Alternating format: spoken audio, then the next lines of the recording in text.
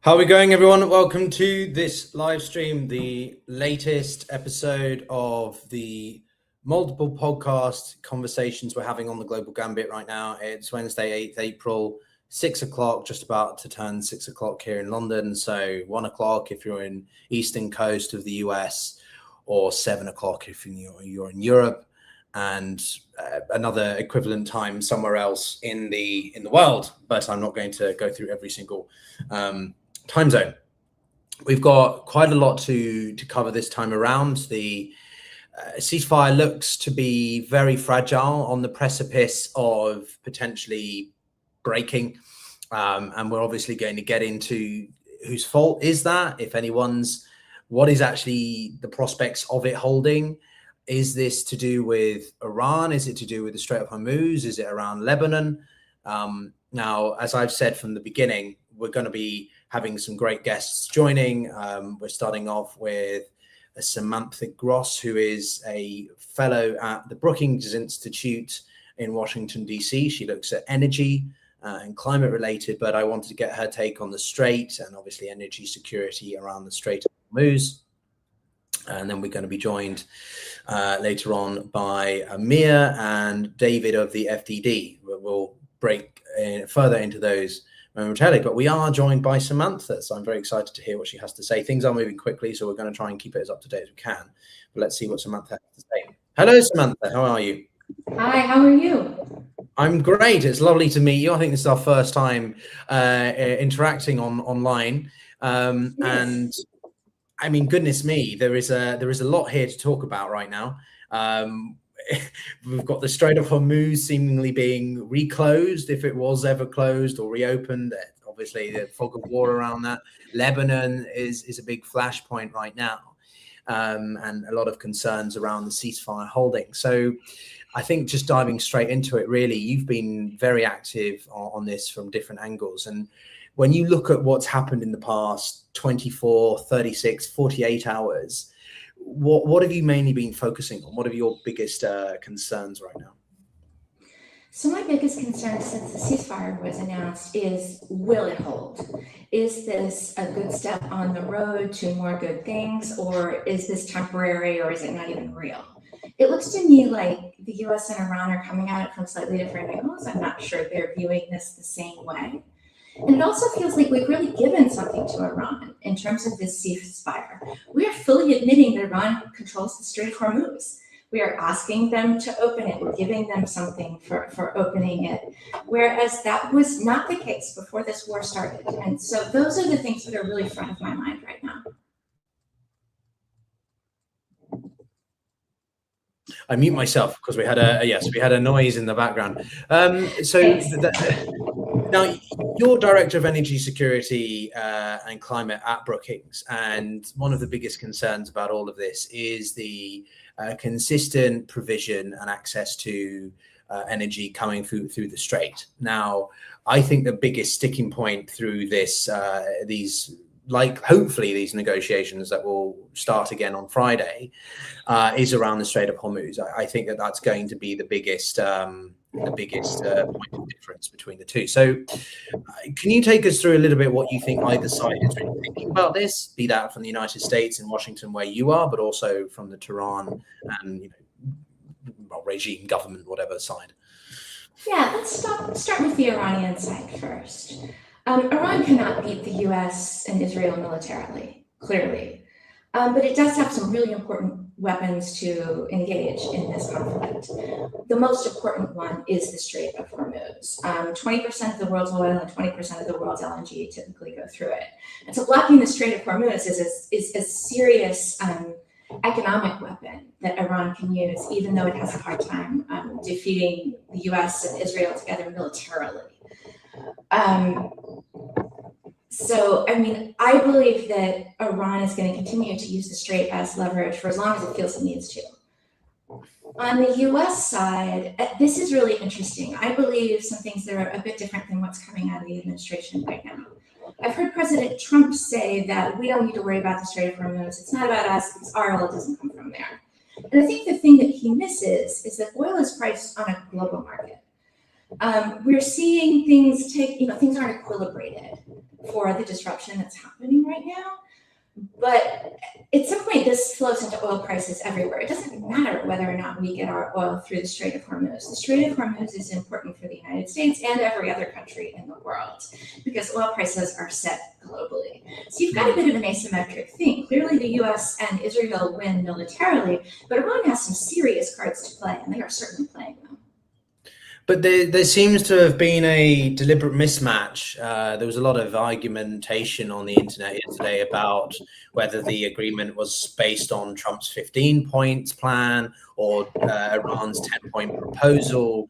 And the Iranians' subsequent 10-point proposal was quite, I think, deliberately vague. If you read the 10 points, especially around the Strait of Hormuz, it's around full passage access and also developing some kind of securitized system around there. But, you know, as the day has gone on now, there have been subsequent claims that the Trump has said that he agrees with the idea of a toll, or that the Americans and the Iranians are working together on some kind of toll.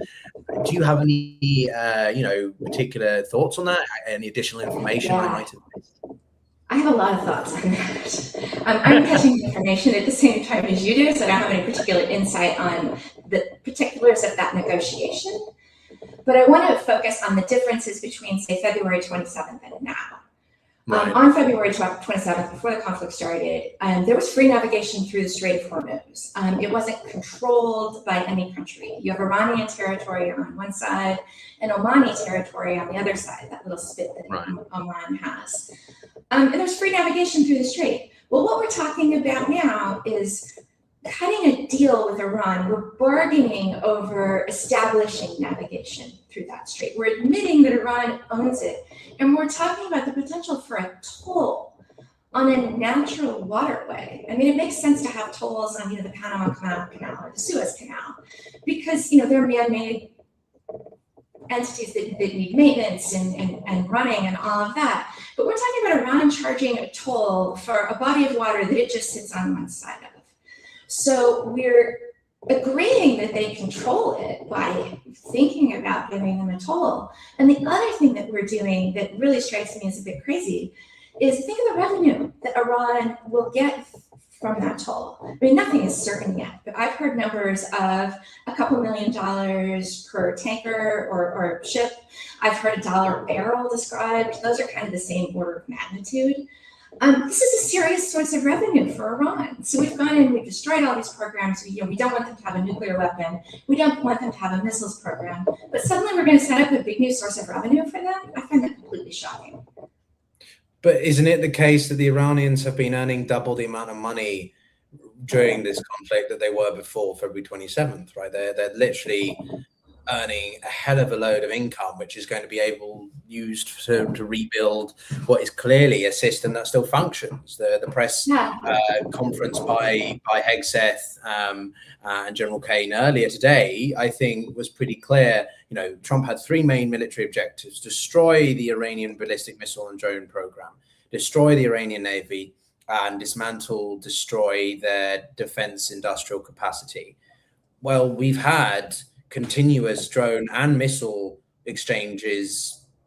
I think they started within the first hour that the ceasefire agreement was set. So clearly the ceasefire is being violated, and clearly Iran is going to continue to close the strait. So they're going to continue to benefit from this either way, if they get a toll in a hypothetical arrangement, or if they just pay, forcing the payment of ships that want to traverse it. Or what's your assessment?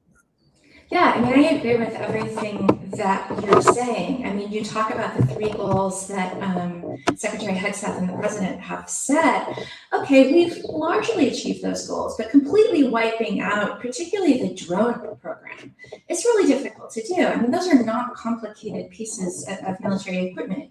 You can assemble those in somebody's basement. How are we going to wipe out every basement in which drones could be assembled? The missile program may be a little bit easier, but it's not like Iran didn't know something like this could happen. Those are quite distributed, and it's not just big missiles. I mean, the F-15 that went down in Iran last Friday was taken down by a shoulder-fired missile. Are we going to be able to eliminate all of those?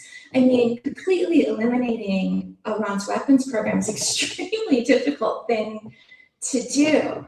And then you think of what we've given up in this conflict. We've de facto given Iran control of one of the most important trade choke points in the world.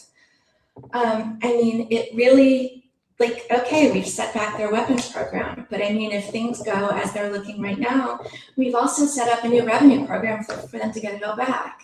And you're talking about the increased revenues that Iran has been generating. I was also shocked when we lifted sanctions on Iranian oil that was on the water. Part of the reason why they're making so much more money off of their oil is they had to sell it at a discount when it was sanctioned. You know, they're selling it to refineries that are willing to take it on the down low. Whereas if it's unsanctioned, they can sell it at the market price. And the higher market price has happened because of the war. And so I see things we're doing just working at cross purposes, and it doesn't make a ton of sense to me. But couldn't you argue that it doesn't really matter for the United States, right? You've worked in the US Department of Energy in your previous roles. So you're aware of the growth in energy independence, you could say, or autonomy that the American economy has benefited from. Part of the argument people claim about Europe is that America has been providing as an alternative to Russian energy, American energy, and therefore it was, part of some, well, people claim the deep state, all that sort of stuff, that this was a ploy by America to force Europe to be more reliant on America. No, I'm not surprised, but more my point is simply, for Trump, it doesn't really matter, right? He gets some money from the toll booth. Well, let's think about this for a minute. I mean, you hear Trump talk not just about energy independence, but energy dominance. I really hate that term. And we have to talk about it differently in terms of oil and natural gas, too. So let's start with oil. Yes, the U.S. is the world's largest producer of oil. We're now a significant exporter of crude oil and refined products. These things are all true. But oil is priced on a global market. The price that we get for our oil is checking for quality and transportation costs, the same price that everybody else gets for their oil. It's globally fungible, and oil prices are set globally. So you hear the president say, the Strait of Hormuz doesn't matter for us.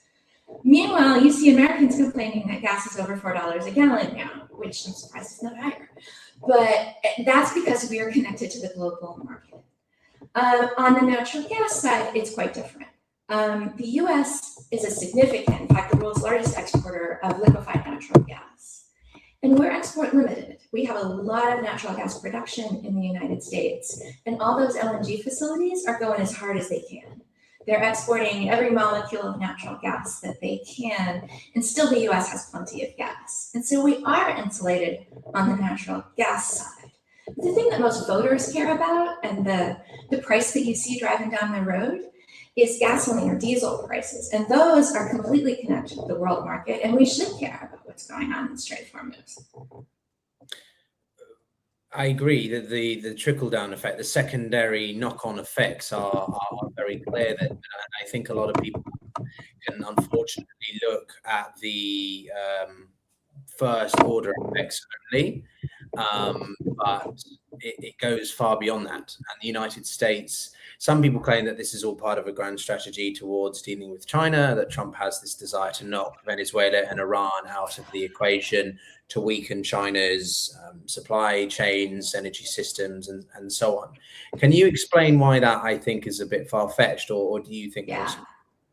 I can absolutely claim that that's far-fetched.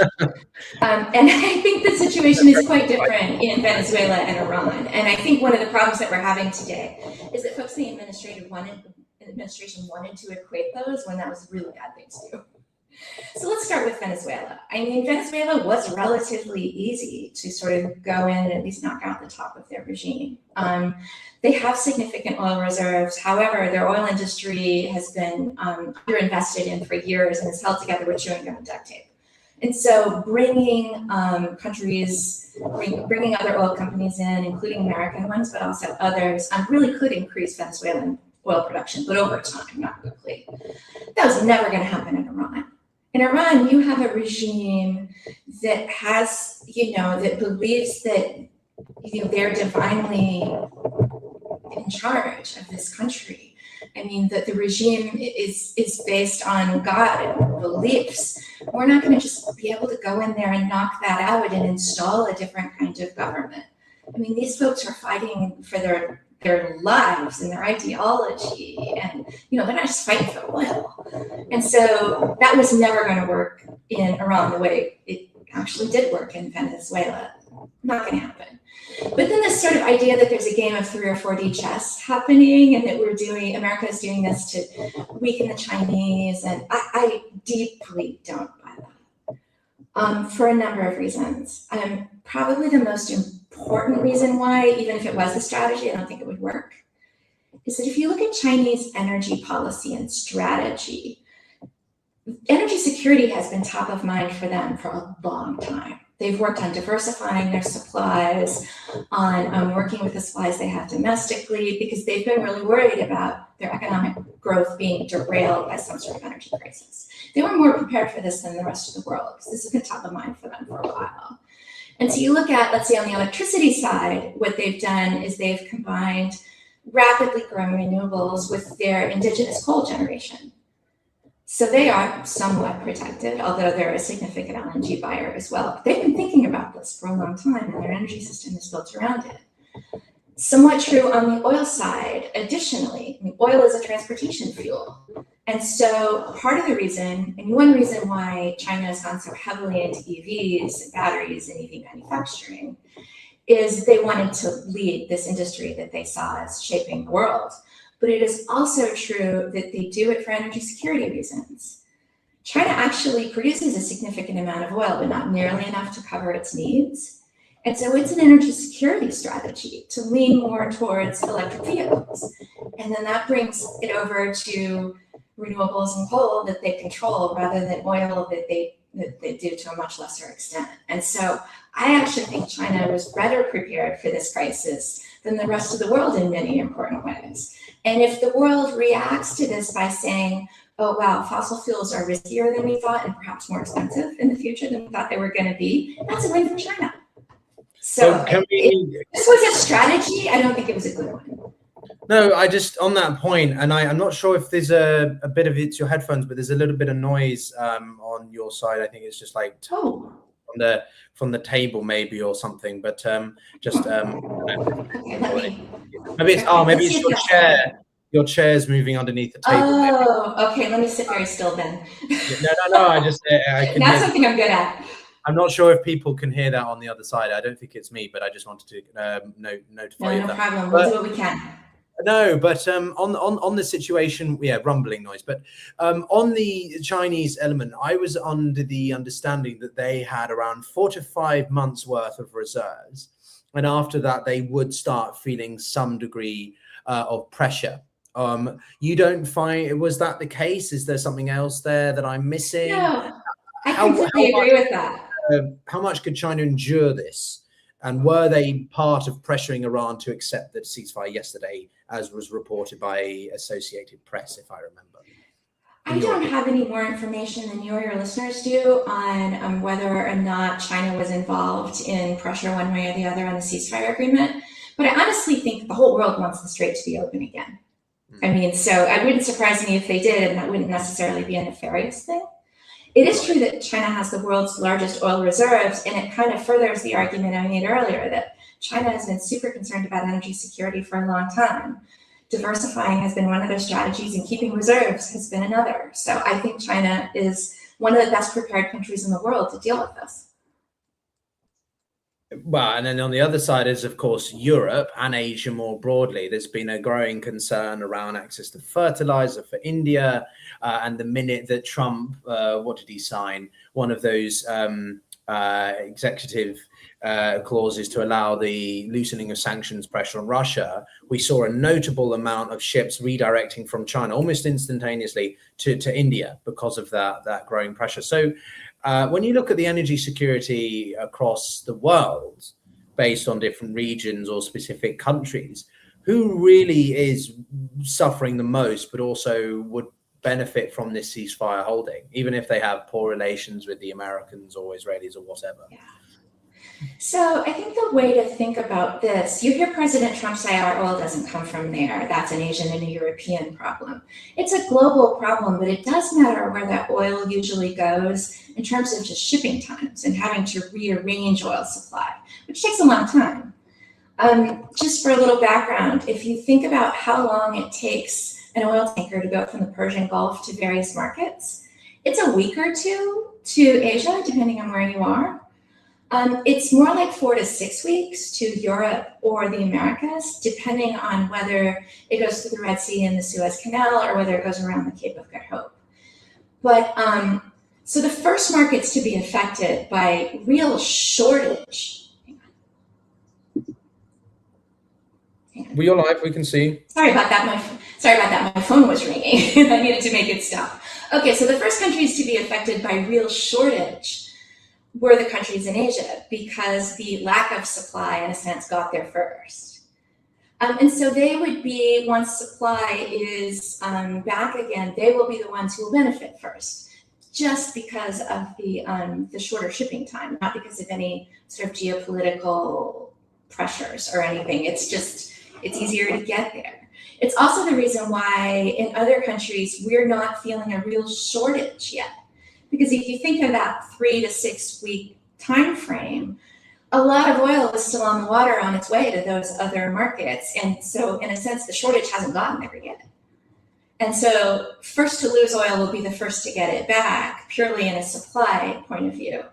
And then everyone benefits over, the many months it'll take for the market to find a new equilibrium.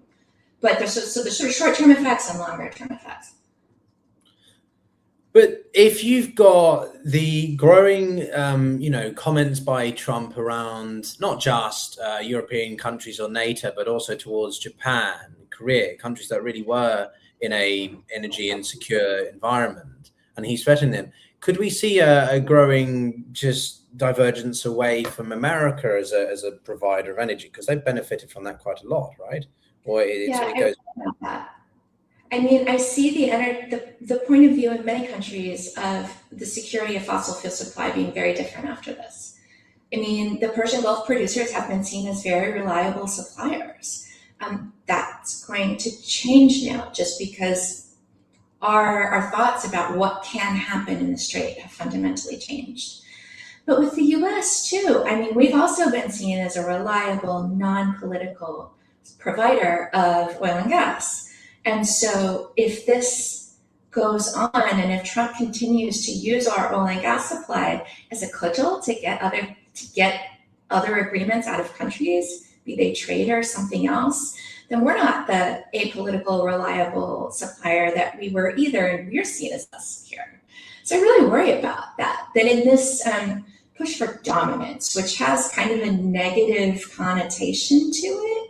I don't like that term because it implies this kinds of things. We will lord our energy over you in a way that I find disturbing. I'd much rather we be the friendly market-based apolitical provider of fuel, and a provider, as an aside, that can do it with quite good environmental standards. I mean, we care about that in this country. No, absolutely. But okay, then very simply then, who benefits the most in these kinds of conditions, in such energy crisis as this? Is this all part of a desire by the United States to try and force Europe to be more and more dependent on them because they don't have access to Gulf energy, the Qatari LNG, which was, an offset for the reduction of reliance on a Russian LNG? Who are the biggest beneficiaries, but also, or biggest winners and losers? Let's just put it like that. Well, I gotta say, just as a preface, I don't think our leaders thought all the way through. I think they thought this would be quicker. I don't think that they thought the Strait would be blocked. I mean, it's shocking for me to say that. I'm surprised to hear you say that, Samantha. I really am. It's very painful to say that. But I've heard them say things like, we didn't expect that they'd block the Strait of Hormuz. We thought they would have capitulated by then. And it's painful.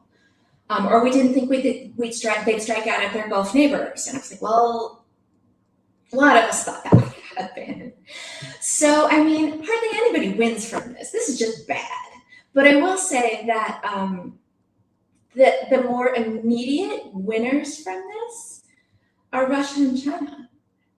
Russia, because this pressures the world to buy more Russian fuels because we're just short. Europe is saying we're still not buying Russian gas. We're out of that business. And I hope they stay that way. But there's pressure now with the loss of Qatari LNG to buy more fuels from other places. And then I think China is winning because, like I said before, China is one of the countries best prepared to deal with this disruption. And they've been so focused on alternative fuels, electric vehicles, renewable energy, well, and also coal, because they have a lot of it, that they're a little more insulated. I mean, obviously they're a big importer as well, but they've been thinking for a long time about how to insulate their economy from energy security concerns. So that's not what you want to hear. As the host of the Global Gambit, I have to retain a certain degree of objectivity. I mean, I have my biases, of course, but I have to retain my sense of balance for sake of argument, right, Samantha? But we cover Russia, Ukraine a lot on the show, and my audience, I think, are very interested to understand just how far Russia can potentially benefit from this. They've been making $150 million a day, or they've made over $1 billion in the past week alone. The numbers vary a lot, but they're obviously significant for Putin's war chest and his capacity to sustain his war against Ukraine. So if we continue to see the ceasefire being volatile and Iran, choosing to disrupt or impede the flows through the Strait, what does that mean for Moscow? What does that mean for other major energy players? Exporters? Yeah, I'll respond quickly to your sort of objectivity question too, just for a second. I work for a nonpartisan organization as well. The opinions I state are mine, not those of my organization, but I'm also in the truth-telling business, and I'll be as honest as I possibly can in the conversation. So I mentioned earlier that Iran was making more money on its oil sales, in part because when we unsanctioned them, they could be sold at the market price. The same is true of Russian oil. We also removed sanctions on Russian oil that was on the water. And that same thing is true. You mentioned those ships turning around. Well, that oil no longer needed to be sold either on the down low or under the price cap. It could be sold at the market price because it was unsanctioned. And so you're right, that adds to Putin's sort of war chest.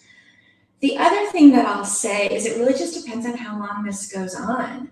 If we continue to leave Russian energy products unsanctioned because we are concerned just about supply altogether, whether Europe takes back Russian pipeline supply, which I greatly hope it doesn't, but because of what's happened to Qatar, there will be political pressure to do so, and I hope the EU holds the line on that. The other thing that I'll say that's apart from energy markets is that the U.S. is spending a lot of material in this war in Iran. A lot of interceptors, a lot of missiles, a lot of equipment that might have otherwise gone to Ukraine. Now we're looking. I don't know exact numbers on this, so I don't want to say we're short on material, but clearly we have less than we did before because we spent it in this conflict in Iran. And so that could be a rather indirect but nonetheless important impact on the conflict in Ukraine. I do worry about the spillover effects. Obviously, Zelensky was in Saudi Arabia and Riyadh, just a couple of days ago, end of last week. And I think that's quite notable for the relationship between those two. But on Saudi Arabia is obviously one of the great powers or regional players, aspiring to be hegemon.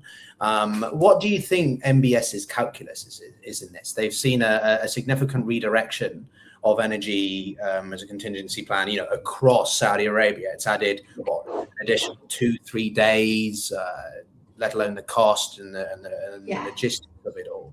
What do you think is going through the mind of MBS, Saudi Arabia, and their relationship to the United States, the petrodollar, all of that? I know it's a big question, but it's a huge question, but it's a very sensible question. And I kind of see a couple sides of this. On the one hand, Saudi Arabia is the best prepared of the Gulf oil and gas producers because they have this 7 million barrel a day, roughly, pipeline that goes across the Arabian Peninsula to the Red Sea.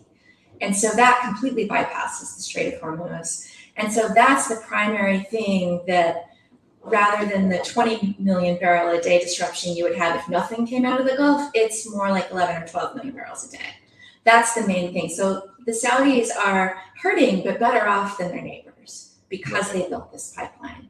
And so that's important to consider. Although, I mean, Saudi also needs the revenues probably more than any of the other Gulf producers. So this is a tough one for the Saudis. I mean, there's no love lost between them and the Iranians. On the one hand, maybe they would like to see us finish the job and have Iran finish the job and be less of a threat to Saudi territory than it has been in the past. This is not the first time we've seen them attack Saudi energy facilities. The flip side of that is we, the United States, dragged the Saudis into a conflict that they didn't sign up for. They had no part of this. You know, they were innocent bystanders until the Iranians started lobbing missiles and drones at their facilities. So it is difficult to think about how MBS and his government might think about this, because I can see two sides to it. And there's also, like, you can't go back. We're here now. And so I think their opinion on this conflict might be different now than it was before it started. So, you know, we're in a different place and you can't go back and change the past. But if I could just follow up on that, though, because obviously we saw in Yemen, and I appreciate if you have limited time, so I've got like a couple more questions for you. Yeah, but good. As a tag on to this, the Saudis and the Emiratis saw this big rupture in their relations over Yemen in January because of operations down there. Yeah. So we've now, what I see, and has, I think, largely been agreed on, a growing couple of blocks shifting the balance of power. It used to be Saudi Arabia, Iran, primarily the two major stakeholders. But now you have the Pakistanis and the Saudis, and I think it's Qatar in one block, and then the Israelis, Turkey, and then Qatar, Israel, and the Emirates in the other block, right? And they're trying to counterbalance. So what does that do for the energy architecture in the Middle East? Does it have any implications or not really? It's a really interesting question. I'm not sure what it means for the energy architecture, but for just relations in the region, it's a very interesting question where this is going to go going forward. And there's also countries in the region are suffering varying degrees of pain. The Saudis they need the revenue more than some of the other countries just for their own fiscal reasons, but they also are able to export more of their oil than any of the other countries. The Qataris are generally not hurting for money, but on the other hand, their overwhelming source of revenue is completely shut down. And 2 of the 14 liquefaction trains are destroyed. And so, you know, the Qataris are generally in a more comfortable fiscal position, but they are absolutely shut out of the market right now because there's no way to get LNG out. All of their facilities, their entire territory is inside the Persian Gulf, and it has nowhere to go. And so how long this goes on and how the politics of it sorts out, I think may change the balance of power around these countries. But I think it's also important to remember the levels of pain and the starting points of different countries, because that's going to matter too. Some are in better fiscal situations than others, and some are being hurt more because of where their facilities are and their ability to have workarounds. So we've had an interesting guest on a couple of times called Anis Abhijar. He runs a very notable Substack. He primarily looks at oil and gas, but we had him on a couple of weeks ago during some of the height of the discussion around the Strait. And his emphasis wasn't so much about just energy security, it was also about the insurance and that everything. So can you explain that to me and everyone? What does that mean? Why is insurance such a big element of all of this, and how will that impact it? Yeah, I mean, Iranian threats and insurance are one of the main reasons why the Strait is closed. It's not physically closed. But what Iran has done is made threats against ships, and in some cases shown that it's serious by hitting a few ships. I think it's more than 20 at this point. And so at that point, insurers either won't insure ships that are passing through the Strait of Hormuz, or the rates are astronomical because the risk is just too high. So at that point, the strait is essentially closed, even though it's not mined or blockaded or shut in some physical way. And that also has implications for when the strait opens again. I mean, from what I've read so far, and we're still early days, I haven't seen folks talk about a change in the insurance markets coming out of the Strait of Hormuz. And if you can't insure a ship to make that passage doesn't happen. And so that's going to depend on the risk tolerance and the risk calculations and how the insurance companies understand the level of risk going to the strait. And that's not going to change on a dime. They're going to want to see, really concrete assurances that those ships aren't going to be hit. And so this sounds a little silly, but where the rubber meets the road in terms of the strait being closed is the insurance market as much as anything else. Okay, and I guess then just a quick tag on to that, before I ask you sort of where does this go kind of question, but what should actors outside this be doing? If you were advising Europe, if you're advising different groups, how do we navigate this seemingly fragile, conditional ceasefire that's holding right and energy provisions and security associated with that? Yeah, I've been saying for several weeks, the thing the world needs is a negotiated solution to this. Fragile ceasefires where we're not entirely sure that both sides agree on the particulars, it's a start. We're beginning to agree on something. But what we really need to stabilize energy markets and to frankly stabilize the global economy is you need a real peace agreement. I'm not sure where we're going to go or whether Iran is going to be better off at the end of this. They might be. But you need a real agreement to open this, not just a fragile ceasefire we're not so sure about. Okay, and that's the desired outcome. That's the preferred outcome. Necessary outcome. What's the realistic outcome? What would you encourage people to watch out for? What do you think is actually going to happen? Are the collapse and we're going to be in apocalypse now again, or is it or can we end on a light note with your contribution? I hate to predict apocalypse. I can try to end on a light note. But in all honesty, the world really needs a negotiated solution to this. But we're in a situation right now where the Iranians see this as existential to their survival. And they're a theocratic regime. It's not just about their survival. It has religious notions to it. And then the U.S. doesn't want to be embarrassed, and we have various things that our administration is thinking about. And we're going to have to find a way through the rock and the hard place in order to find a solution to this. Until we get that, it is going to continue to be rocky. And what you hope is that folks around the world, both allies of the United States and of the Iranians and other forces, come together and really put pressure on them to, look, you got to figure this out. Because the implications of the strait remaining closed are very serious, and we're not entirely feeling them yet because of the travel time. And so you really need a negotiated solution to this. Can I be cheeky? Sorry, I know I keep saying last Absolutely. question. Last question. What do you think is the most likely scenario? If you had to map out worst case, most realistic, most optimistic scenarios, is it a case of a joint toll booth venture between the Omanis and the Iranians with some kind of unique input from the US and the Gulf states, or it's impossible to predict? I think it's almost impossible to predict. I see people talking about a toll, I think because it feels like somewhere we can go now, but I really think we need to think about the implications of that toll for the Iranian regime going forward and for stability in that area. If that's the only place we can realistically get to, then I think we go there. But it's certainly not the outcome I prefer because of all the things I've talked about earlier. All right. I wish I had a light note to end on, but this is just a really tough one. No, it's well, we can light up.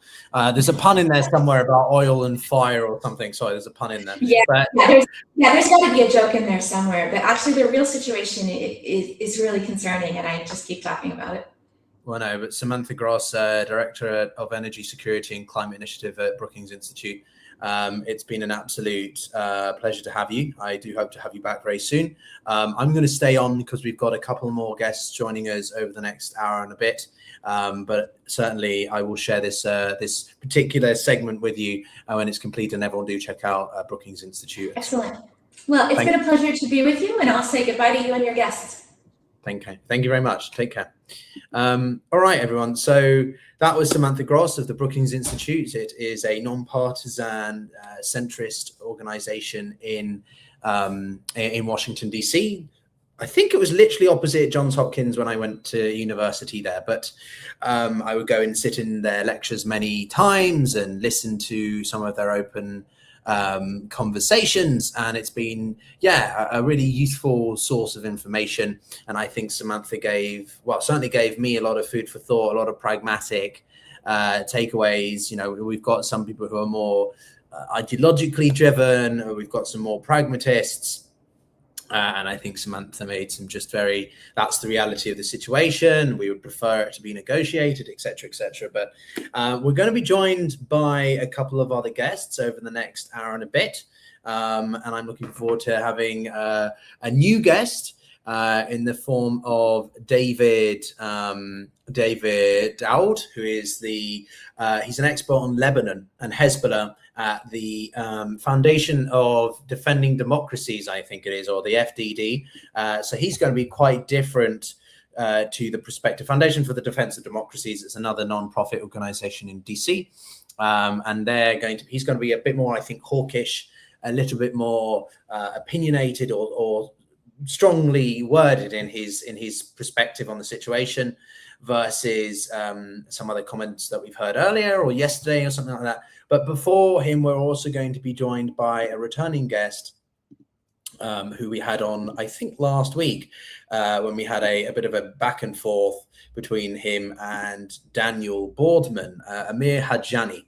Amir Hajjani is a non-resident fellow with the Quincy Institute, who we've also hosted some staff like Trita Parsi and Anatole Liven from. So, we're going to get two quite different opinions. One that is more restraint, emphasizing that we should be exercising restraint, versus someone who's more hawkish and emphasizing sort of combat operations are necessary. So, I'm very interested to hear what both of them have to say. But first, do like and subscribe, guys. Do support the stream.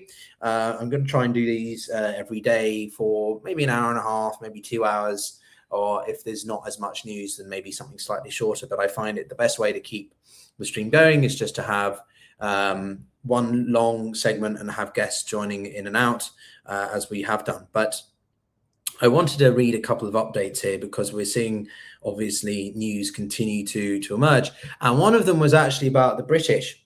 In the past few hours, there's been a growing sort of revelation around the incompetence of the British government, or specifically the British Navy. The UK has a frigate known as HMS Dragon, not frigate, warship called HMS Dragon. It's one of our primary assets, and it was meant to come out to the Eastern Mediterranean a good while back. It was meant to sort of support the French aircraft carrier Charles de Gaulle, but it didn't. It was in Southampton, in Portsmouth, in the south of England, being serviced. And then the British government, Sir Keir Starmer, decided not to send it at all, which I think was a mistake. I was very critical, as some of you saw on the secondary channel, my media clips channel, where I appeared on the media, on the news, and was very critical of the British government, because I think that we should have been a lot more proactive in sending our assets to the US, to the Med, to support the French and others. So it's not great that the British have not sent HMS Dragon, but then it got worse. It got worse because there was a water malfunction. The ship didn't have functioning water supply, so they couldn't. Well, the crew would not be able to inhabit the boat, the vessel, because they don't have access to a sustainable water supply. The country that was once the ruler of the waves, Britannia rule the waves. Not that I'm supporting imperialism, but the UK has fallen quite far by the wayside, and I think it's rather embarrassing. And normally I would like to try to defend the UK, be it on Twitter or something. You'll see posts and I'll be like, no, that's unfair, that's an overly harsh criticism, or that's blown out of proportion. But no, in this instance, it's true. And even the Financial Times a couple of weeks ago said that the UK has to accept that it's no longer a global power. And I think that that's a very staunch admittance from obviously a pretty neutral newspaper, let alone one of the oldest and respected in the UK, or let alone the globe. And, you know, some people could argue that this is the sort of the British suffering another Suez crisis. Certainly some people have felt that this is the United States, Trump's Suez crisis in 1956, when the British and the French, in cooperation with the Israelis, launched an attempt to seize and control the Suez Canal from Egypt. It obviously became apparent that the British could not really act without seeking a green light from the Americans, because the Americans threatened to cut a lot of funding and support the UK, which was still obviously rebuilding after the Second World War. Now, you can argue that obviously the British Empire was in decline after the First World War, after the Second World War, but it was really 1956 when it became largely agreed that Britain was no longer the global power that it had been 50 years prior. So it's that's one story that I've seen today, which I think is pretty notable. Now, I also wanted to cover obviously the core couple of issues around the ceasefire. So right now we have varying degrees of information, understanding about whether or not this ceasefire is going to hold. The Trump administration, in the press conference that was given about 5-6 hours ago, the General Joint Chiefs of Staff, General Kane, made it clear that there were 3 military objectives, and I said this to Samantha earlier, which is they were: 1, to destroy, dismantle Iran's ballistic and drone capabilities; 2, to destroy Iran's navy, the Iranian navy; and 3, dismantle, destroy Iran's defense industrial capacity.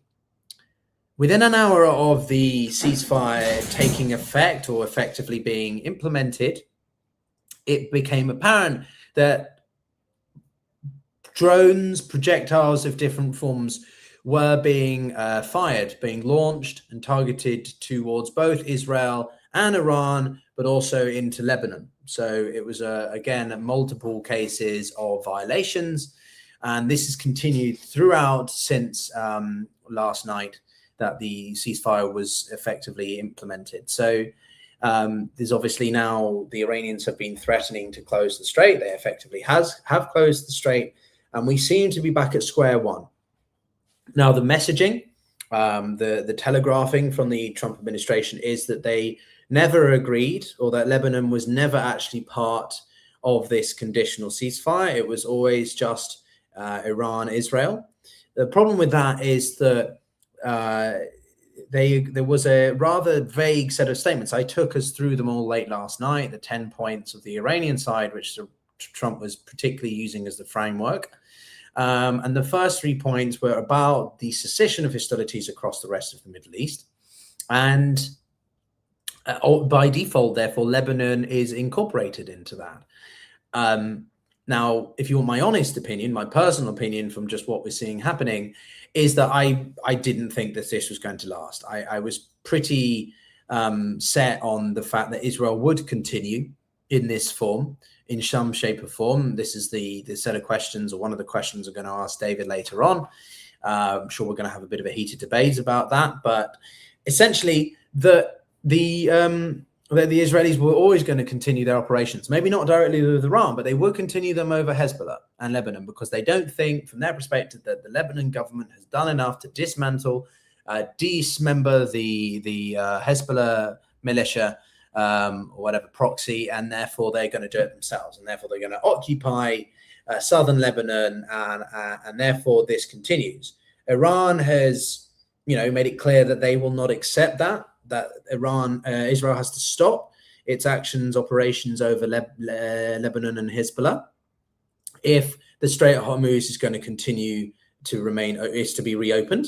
And this is where I began to think, well, clearly this is going to be a huge rupture for the United States and Israel. Netanyahu and Trump have a decent relationship, but I don't think it's free of its limitations. I think Trump has been fed up with the over efforts of Netanyahu to pressure him, persuade him, coerce him, whatever, into getting involved with the with the war in Iran. He took a while to agree to the Operation Midnight Hammer. Obviously, the Iranians and the Israelis have been sparring, exchanging missile fire for a long time, and then Trump was like, okay, fine, we'll do something. And clearly, this is what happened again in the run-up to Operation Epic Fury. But I think even Trump has his limits, right? He thinks he's had enough of the war, he's tired of the markets being disrupted, and he wants out. But Netanyahu and his government, Smotrich, Ben Gvir, and those types don't. This is obviously a much bigger threat for them because of their being in the region and what Iran poses to them as a threat. So they don't want to see this end. So they're trying to encourage the Americans to join their framing that Lebanon isn't part of the ceasefire. But by doing that and seemingly winning the Trump administration round onto that, they're basically encouraging them to make the ceasefire void, because the Iranians are not going to keep the Strait of Hormuz open or allow it to be. They're going to put more and more pressure on that. And so I don't really understand where this is going. I'm a bit confused by the US's walk back or sort of shift in position. So I'm not entirely sure what happens there, but that's what I want to discuss, firstly with Amir and then with David. So just reading here, Israel has launched its most powerful strike on Lebanon since the war. The Israeli military struck more than 100 Hezbollah targets in Beirut, the Bekaa Valley, and southern Lebanon. Around 50 fighter jets took part in the operation. So this is a day after the ceasefire has seemingly been established. They have decided to launch their biggest set of operations. So I'm just going to bring up a map here so that I can actually see where we're talking about properly. Mountain peaks, we're just outside. Okay, we're near a place that I did actually visit once when I was like 4 years old. So we're right up in the north, sort of just southeast of Tripoli. So if I show you on this map here, share screen, Bekaa Valley. So these guys, so this is around the area that the IAF, or the Israeli Air Force, has launched some operations. So just reading here, according to the military, about 160 munitions were fired within 10 minutes. Some of the targets were located within populated areas.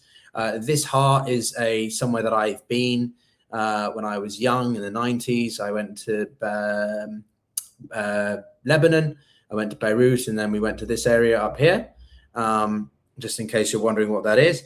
Lebanon's health ministry has reported that hundreds of wounded and dozens have been killed. The death toll stands at about 254, and 1,100 or 1,100 have been injured. According to the Associated Press, this marks one of the deadliest days in the conflict with Hezbollah, because obviously the war didn't start initially with Hezbollah being a part of it. They actually got involved, I think, about a week, maybe 5 days afterwards. I can't remember exactly. But yeah, over the past month, more than 1,500 people have been killed in Lebanon, right? Now, I think it's about 3,500 have been killed in Iran. And this is obviously 3,500 too many. But relative to the size of the population, Iran is 92, 93 million. Lebanon's is, I don't think it's even 10 million. I think it's about 8. So as a percentage of the population, as a proportion of the population, Lebanon's population is not even 6 million. It's about 5.8 million. So this is a huge cost to the country. And I think what's most heartbreaking about it is that Lebanon has obviously been suffering hugely in the past few years as it stands. Some of you have joined some of the streams we've done in the past few days. It's been suffering ever since really 2020. The country's been affected by the civil war in Syria. So ever since 2011, it managed to escape too many spillover effects, but because of how multifaceted, multiracial, multi-ethnic the country is, if you look at the ethnic makeup of the country, it's always had a slight issue with ethnic tensions and stuff like that. Like if we look at an ethnic map, for example, just here, it's a bit crude, but I think it will give you an impression. Lebanon has been really struggling to keep sort of ethnic spillovers with like the Alawites and things like that. And then you had the significant explosion, I think it was in 2020, when you had the United, let me see here. I'm just trying to find a good sort of map here to show you of the ethnic makeup of the Lebanon, of the country, because it does really vary quite a lot. It's pretty crazy just how sort of multi-dimensional the country has been, but how peaceful it's been. So it's primarily split between obviously Christianity and Islam. This one here. So let's use this. My computer's really lagging. So the ethno-religious diversity of Lebanon. So you've had Christianity, that's Maronite, Catholics, Greek Orthodoxy. And you can see that those vary significantly, and that's more to the western side. But then if you go to consider Islam, right? So a large proportion of the southern territory is Shia Islam. And that's where Hezbollah is very active, obviously, because they are taking it upon themselves to defend their brothers and sisters, their Shia brothers and sisters. I'm not a religious expert by any means, by the way, but in principle, that's often what you'll hear the Israelis arguing is their motivations. So it's a pretty complicated picture, and because of the consequences of October 7th and Israel's operations over Gaza and then broader Palestine, and then of course shifting towards Hezbollah, Lebanon has been basically in a non-stop period of conflict, of instability. So I think that it's tragic to see the situation not stabilize, not securitize, not improve for Lebanon.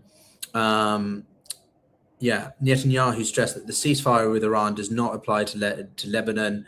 Quote, he said, "Today we're delivering the strongest blow to Hezbollah since the Pager operation," which again, the Pager operation is that one that the IDF carried out. I think it was in late 2024 when they took out Nasrallah, the head of Hezbollah. So significant damage done to Hezbollah, but like the regime change supposedly in Iran, Hezbollah still exists. They still operate, and they still are clearly quite potent, still able to hold their own against Israel. They still have one of the largest stockpiles of rockets, missiles, whatever in the world. And I don't think that this is going to be ending anytime soon. But on that fact, and we should be being joined here in a couple of minutes by Amir, is about the regime change. There was a very good segment, a very crisp summary of what regime change actually means and why that hasn't been achieved in Iran, right? Regime change in its purest sense is not just the destruction of the political leadership. It is the complete and utter disintegration, dismantling, dismembering of the governing system. So that means Iran has had, yes, a large proportion of its political leadership killed, but not, right? And there was a funny meme I saw earlier, which was just a list on Wikipedia showing, the key actors involved in this war. And it said, head of the current situation, Qasem Atoya Khamenei, Ali Khamenei Jr., as in Junior's still there, he's still living. So we didn't even really achieve full decapitation of the political leadership. But it goes further, because aside from that, you have the institutional framework, and that means the military system, the military institutions. The IRGC is obviously the most obvious case, but also arguably the Basij militia. This is a militia group of 100,000.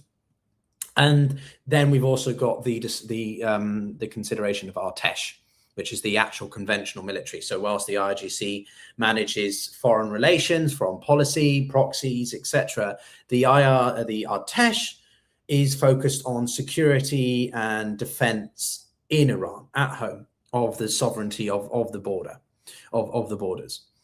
But that's just part one, the military infrastructure. Then you've got the security forces and the police. Those need to be effectively degraded or significantly changed, altered in a way that they don't just operate under the same rules and guise that they had before. And then a third is the courts, the judicial system, which in Iran is obviously incredibly important. It's the judiciary, some of the biggest organs under the very complex system that exists in Iran. They've barely been touched. And so the clerics, the senior clerics and theocratic components to this system all largely still function. They're all largely still intact. You know, there's been a significant destruction. 6,500 IRG staff or personnel were claimed to be killed the last time I looked. But that's still a fraction of the numbers of people that you would have to systematically and verifiably take out. Because only if you go down the ladder of seniority so far do you remove anyone with a strategic vision, anyone with the clear plan, or an idea of what happens afterwards. It's a bit like that series with the guy who played Jack Bauer, Keith Sutherland, right? Last Survivor, whatever the show was on Netflix, etc. The Designated Survivor, right? So you've got multiple designated survivors at different levels within the system who deliberately are ready to take up the position immediately or take up the responsibilities if and when one of their senior officers or whoever their counterparts is taken out. So yeah, 24. Jack Bauer in 24, it's a great series. So you've got multiple effectively designated survivors or designated replacements in a system of this. Iran doesn't exist in its current form without a clear, day after tomorrow plan, right? It's not, this is what they've been planning for, and it's a lot more than simply just removing a couple of people. And as we said from the beginning, two things from the beginning. Firstly, the Trump administration have been changing their tune. They have been shifting the goalposts on what were the intended strategic and military objectives. Of the three that I outlisted earlier about removing the Navy, the ballistic and drone capacity, and the overall defense industry, two of those were never really on the table at the beginning of this entire campaign. It was always about regime change or leadership change or a significant shift. And that's without even going into the nuclear capabilities of all that. And the point is that after all of this, you still have a country which is battered and bruised, and the economy, the social cohesion, a lot of it is significantly set back. But the system that governs it all is still largely intact. And therefore, the Iranian people are waking up to and going day to day with their lives since the proclaimed ceasefire yesterday, with not much of an impression that's different. You can look at anyone online, any Iranian comments, and most of them will agree that overall their day-to-day lives have not changed. They don't suddenly think that they are inhabiting a completely different system. It's changed. It has not changed much. I'm just going to check if Amir is joining us, and then we will continue. He should be joining us now, or hopefully in the next couple of minutes. I'm curious to hear what he has to say. But yeah, now this was another key critical component here, which is that the ceasefire agreement that was established yesterday between the US and Iran was reached without Israeli consultation, which is perhaps why they've decided to go behind the back or whatever, defy the United States and continue their operations.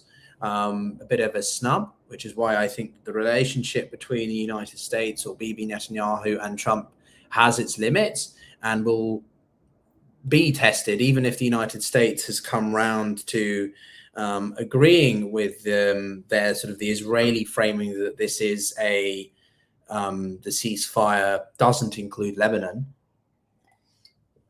I still personally think that the Americans want out. They want to draw down. They want to reduce their military activity, but they can't do so if Israel continues to strike Lebanon. So even if the Americans and Iranians do continue negotiating, I question how likely it is that it's going to succeed, because the two are being impeded by Benjamin Netanyahu and his government. Now, what we're also seeing here, Trump has said that the US will be discussing, or Trump will be, so this comes, this is quite an interesting one. So Caroline Leavitt, the White House press secretary, is stating that Trump will be discussing the US withdrawing from NATO today. Now, if I'm brutally honest, I don't know what he's going to be discussing, because he can't just withdraw. He has to seek approval from Congress, and 2/3 of that, as we've discussed.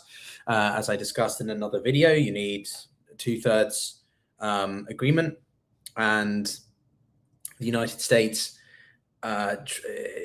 Well, I still don't. I think Trump would want to do that just as a symbolic gesture, as a gesture to prove that he can. But ultimately, the US can still remain in NATO, but not do anything. It can cut funding, but just sort of remain there as like a dormant entity, right? It's just there in the background, but it doesn't really do anything. And I don't think Congress would agree to that. Maybe I'm wrong, but yeah, I remain to be seen whether or not the Trump administration can try to do something about this. But it's what I said yesterday. It's what I said yesterday, that the United States, Trump will, he'll move on. He will move on from the war in the Middle East. His attention will shift back to distracting from the Epstein files or something. His attention will shift back to NATO and hating on Europe. And as we've seen in the National Security Strategy released in November, and then the NDS, or National Defense Strategy, Europe was the primary recipient of Trump's hatred, vitriol, criticism, the civilization erasure, which is effectively what he said last night, and everyone seems to have forgotten his implicit threats of genocide. I think we should remember that. That Europe is the problem. It's not Putin. It's not North Korea. It's not the CCP. It's Europe. So Greenland will become a hot topic again. In June, we have NATO's summit, if I remember correctly, in mid-June. I might be attending that on the periphery, but certainly I don't think Trump would go. And if he did, he would use it as an opportunity to make big, grandiose statements, threats. I mean, we're a bit far away from that. It's about 8 weeks away, 9-10 weeks away. But the point is that certainly I think as we enter the late spring, early summer, he's really going to be putting and if the war in Iran really does wind down, at least for the United States, then he's going to be putting a lot of emphasis on the UK, on NATO, to on Greenland, on Canada, on he's near abroad again. But also, as I say, Cuba, excuse me. I think he's going to be making moves on Cuba. I don't know if he's going to be doing what he did in Iran, but certainly he's going to be using economic coercion and pressure. Yeah. It's okay. So I'm reading here from next to that. Donald Trump is set to discuss a historic issue, a potential US withdrawal from the alliance. That's not true.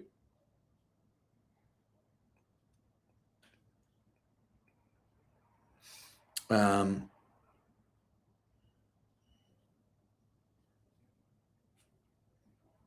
me just write this here.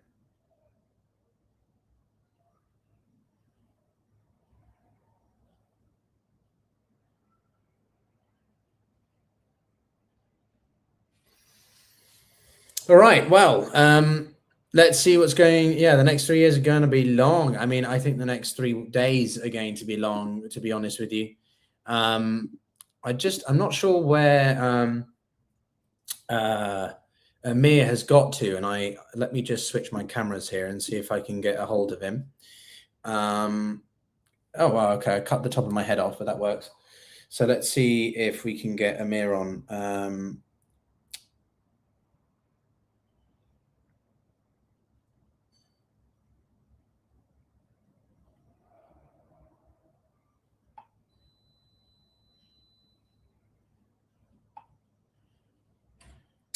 Okay, this is the problem trying to run an international program and podcast. There's often a lot of miscommunication or understanding around time zones.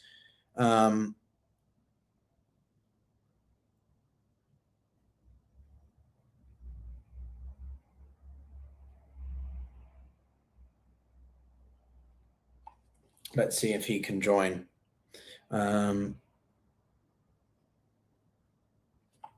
But yeah, so let me I like to use this better camera because it's better quality for you guys. And I also have another phone now which I can text. So anyway, the magic of live radio. Exactly, Ollie. Now let's look at some other updates here. I don't think the NATO thing is possible. You can't just withdraw from NATO. Yeah, I'm just going to read a bit of update from the Institute of the Study for War, which I think is a pretty spot on institution. I know they have their criticisms, but so does everything. But according to them, so the ceasefire with Iran remains incredibly fragile today, though ceasefire implementation is always challenging and will take time. Large-scale attacks from both sides stopped after the ceasefire went into effect, but reports of cease violations have continued. Iran has now begun threatening to break the ceasefire after major Israeli attacks against Lebanese Hezbollah. The conflict between Hezbollah and Israel was not part of the ceasefire. Of course, that's subsequent claims by the US administration. The other, obviously, key party in all of this is Pakistan. The Pakistani Prime Minister has accused unspecified parties of ceasefire violations and called for adherence to the ceasefire, while the UAE has said Iran had launched 17 ballistic missiles and 35 drones targeting the UAE after the ceasefire. And we touched a little bit on that with Samantha earlier as well. Ceasefire implementation takes time, however, especially given the degraded state of Iran command and control. And from my understanding, Mojtaba, the supreme leader, had ordered the IRGC and military officers, staff to begin respecting the ceasefire. General Dan Kane had provided an operational update, highlighting that the combined force had destroyed 80% of Iranian air defenses, 800 one-way attack drone storage facilities, 450 ballistic missile facilities, and more than 150 ships. So that's a pretty comprehensive overview. But what I find frustrating sometimes is that it can be a little bit too much about, well, look at all the numbers and how much we destroyed everything. Suggesting that they destroyed 11,000 assets, right? It's a bit of an arbitrary number, and I don't really know what that means. How are we supposed to interpret such a figure?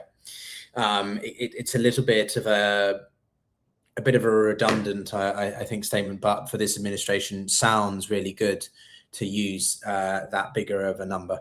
I'm just going to switch cameras again to see if. Oh no, I just turned it off. I'm just going to see if Amir is having trouble joining us. So you're going to lose part of my head here. Okay, so Amir doesn't seem like he's going to be able to join us. He hasn't seen.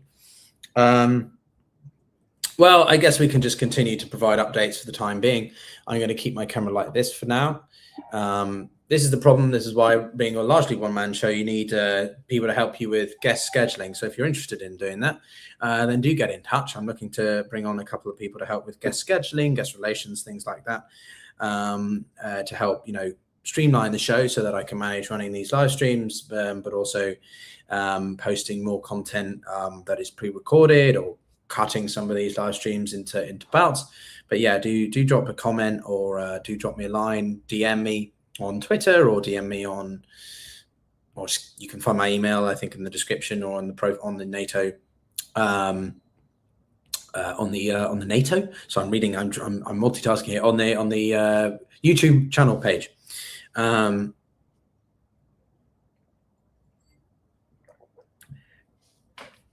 The reason I don't think, so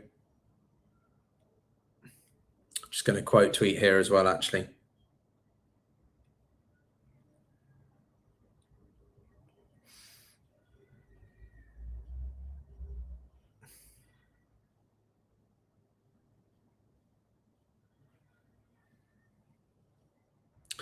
What I do think is interesting is to see what will be the primary agendas of both parties on Friday. Are we going to see them come at very different angles, or are we going to see a greater consensus than we thought? The National Defense Authorization Act.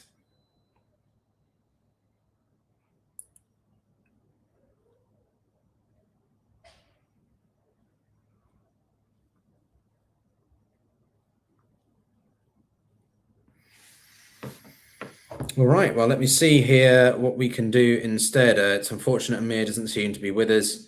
Not sure what happened to him, really. He has seen the messages, but, well, time being what it is. But what I do think is, let's look at some more updates here, actually, quickly. So,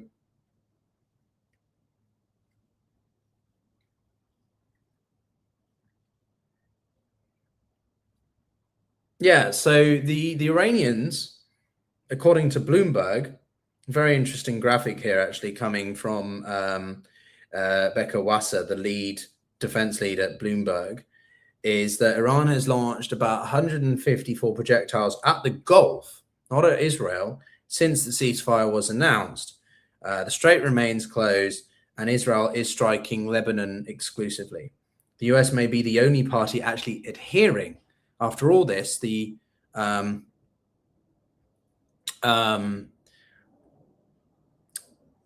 US may be the only party adhering to the fragile ceasefire, at least for now. Open question of whether it holds at all, is their point. So,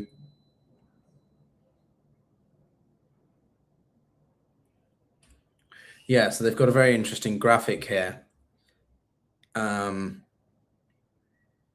Iran has launched, initial attacks here. There seems to be a miscommunication here on Amir's side.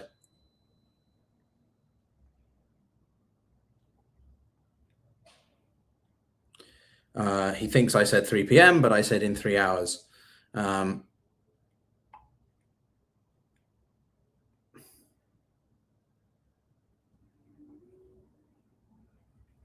That's unfortunate. Trying to manage everything is difficult. Let me see here. So,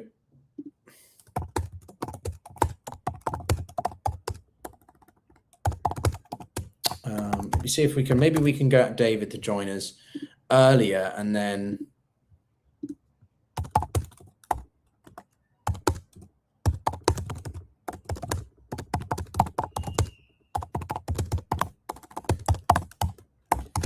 that's a shame. You try to create a well-established, well-planned out a stream with guest on the hour for the next sort of 2 hours, and then it doesn't work. That is a bit frustrating, I won't lie, but let's continue nonetheless.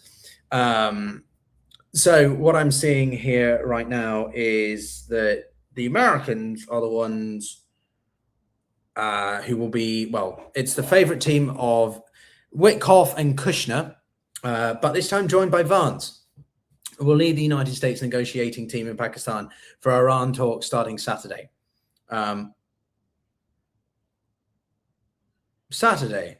So are we seeing the talks pushed back now? That's an official claim from the Americans, from the White House. That's confusing. Why are they saying Saturday if it's not? If it's meant to be for Friday? There seems to be confusion across three different areas. The Pakistanis are claiming this, the Americans are claiming that. Yeah, and the first thing that I see when I just check the BBC live stream just for updates, a disconnect in public statements between the US and Iran. We're hearing different things from the White House. For one, Levitt just made clear that from Trump's perspective, Lebanon is not included in the ceasefire, a fact she said has been conveyed to all sides of the conflict. That stands in stark contrast to what we've heard from the IRGC when they promised, quote, a regret-inducing response if strikes on Lebanon continue. Notably, the IRGC has delivered both to the oath-breaking US and to Israel.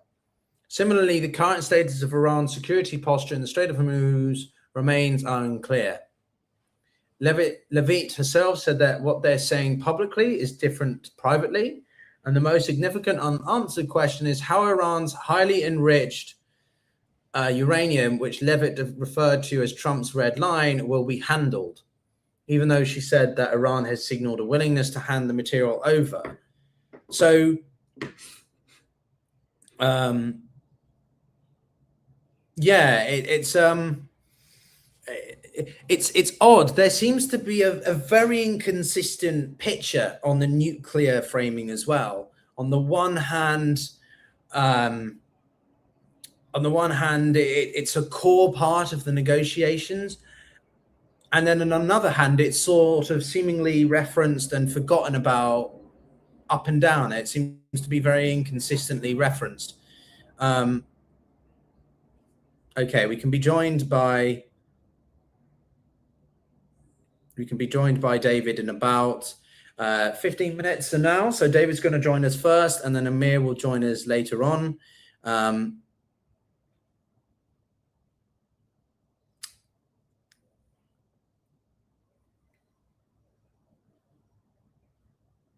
Let me just get this hold of this. So we're just swapping the guests around, and then we'll do that. But we've got some exciting things actually just on the channel coming up. I'm going to be going to New York next week for an event, and it's going to be very exciting. I was actually invited as press, which is pretty crazy. But we're going to be meeting some pretty exciting characters. I don't want to spoiler it too much, or I'd spoil this too much, but there are a notable couple of former US administration actors and a well-known chess player, a grandmaster. So I'll let some of you speculate who some of those people might be. But that was a very exciting invitation. So we're meant to be going to New York next week. And we're also going to be hosting General Wesley Clark, former Supreme NATO Allied Commander and coordinator of who oversaw the NATO operations in Kosovo in the next couple of weeks. We also have a couple of interviews being published with Martin Wolf of the Financial Times, and working on a former member of the House of Lords here in the UK, editor-in-chief of The Spectator. That will be in late April. So we've got quite a few exciting things in the pipeline coming up as well. So if you're new to the channel, if you're new to the community, then do consider subscribing or liking the video. It helps with discovery. But let's get back to some of the details here. Let's talk about some of the latest things.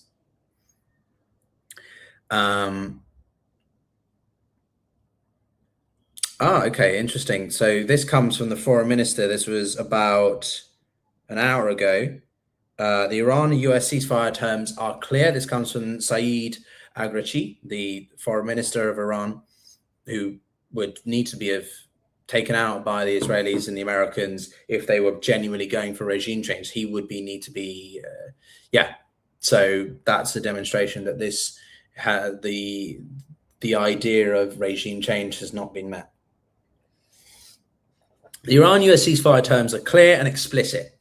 The US must choose ceasefire or continued war via Israel. It cannot have both.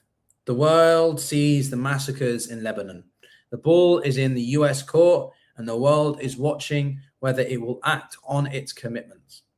That's a pretty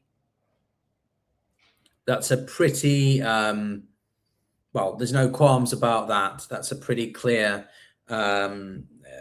opinion there from the foreign minister, and that's been retweeted 14,000 times in just over an hour. I think it's just interesting to see some of the comments underneath the post. It's always entertaining. If you want a good laugh, either when you're on it, if you use Instagram, read the comments. The comments are as much of a popcorn read as the post itself, but it's the same, obviously, with Twitter. The way that Twitter's monetization works is it's about how many replies you get. Can you stimulate engagement based on replies? That's where the way that the monetization seems to have been created or developed. And so you get some pretty crazy replies to people, including myself. I get my own fair share of absurd replies. But yeah, there's another. Okay, so we've got an update here from Caroline Levette. Statements today, or reports earlier today, that Iran has closed the Strait of Hormuz due to continued Israeli strikes are false, claiming that there has been an actual uptick of traffic in the Strait today, despite maritime tracking indicating that only two tankers transited through the Hormuz Strait on Wednesday. That's actually a significant drop since the past few days, where we saw, I think, the number of vessels transiting it entering double figures. I mean, obviously, compared to February 28th, 27th, I think it was around 150 a day. So we're still only 10%, but now we're on 2. So let's go back to 1.5% of what is the supposed traversal or transiting of the strait. Iran's parliament speaker, who has been pretty active in combating claims or defying and disagreeing vocal, is Iran's parliament speaker says that 3 causes of the ceasefire agreement have already been violated: the ceasefire in Lebanon, drones in Iranian airspace, denial of Iran's right of nuclear enrichment. In such a situation, a bilateral ceasefire or negotiations is unreasonable.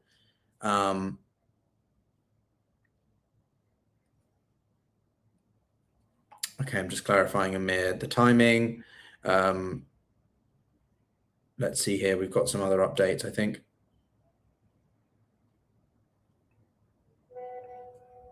Yeah, this is a big deal, actually, the statements. I'll read you the full statement. Statement on the violation of 3 key clauses of the 10-point proposal or agreed framework before the start of negotiations. This deep historical distrust we hold towards the United States stems from its repeated violations of all forms of commitment, a pattern that has been regrettably repeated once again. As the president of the US has clearly stated in his Truth, the Islamic of Republics 10-point proposal is, quote unquote, workable basis on which to negotiate. So they are directly quoting Trump and the main framework for these talks. However, 3 clauses of this proposal have been violated so far. 1, non-compliance with the first clause of the 10-point proposal. That's what I pointed out earlier. It explicitly referenced Iraq, Yemen, and Lebanon. Regarding the ceasefire, a commitment that Prime Minister Shehbaz Sharif has also explicitly referred to and declared as, quote, an immediate ceasefire everywhere, including Lebanon and other regions, effective immediately. 2, the entry of an intruding drone into Iranian airspace, which was destroyed in the city of Lar in Fars province, in clear violation of the clause prohibiting any further violation of Iranian airspace. And 3, denial of Iran's right to enrichment, which was included in the 6th clause, that is right, of the framework. Now, the very, quote, workable foundations on which to negotiate has been openly and clearly violated even before negotiations began. In such situation, a bilateral ceasefire or negotiations is unreasonable. That's a big deal, but it doesn't necessarily mean the ceasefire is broken. It can be violated, but if both parties, because as I read earlier, the US seems to be the only country that's actually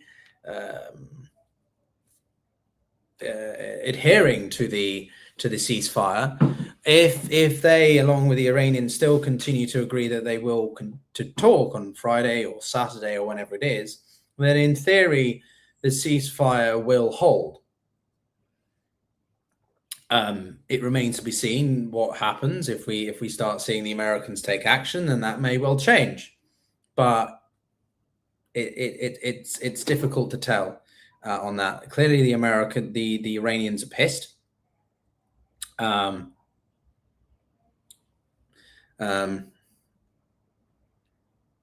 me just see here.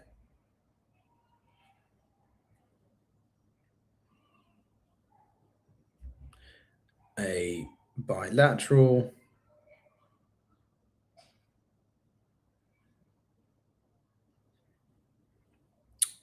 or negotiations are unreasonable.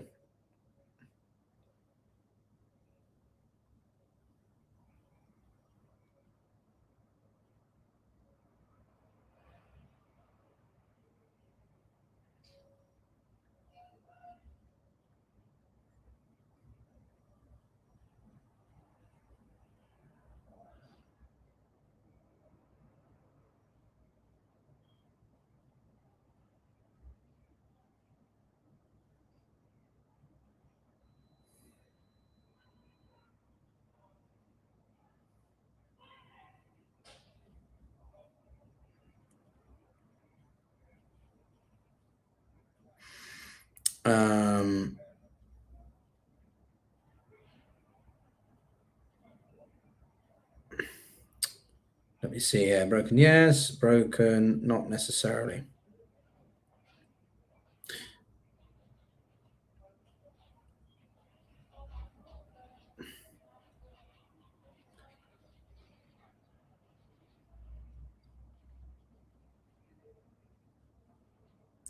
Do you ever get it when you're trying to type something and the keyboard continues to sort of you misspell something, so it continues to misspell it or post the wrong word?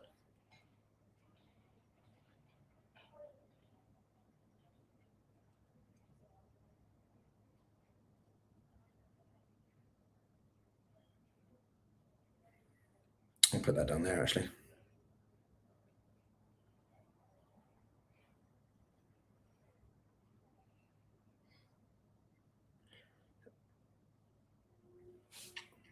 Right. Well, anyway, guys.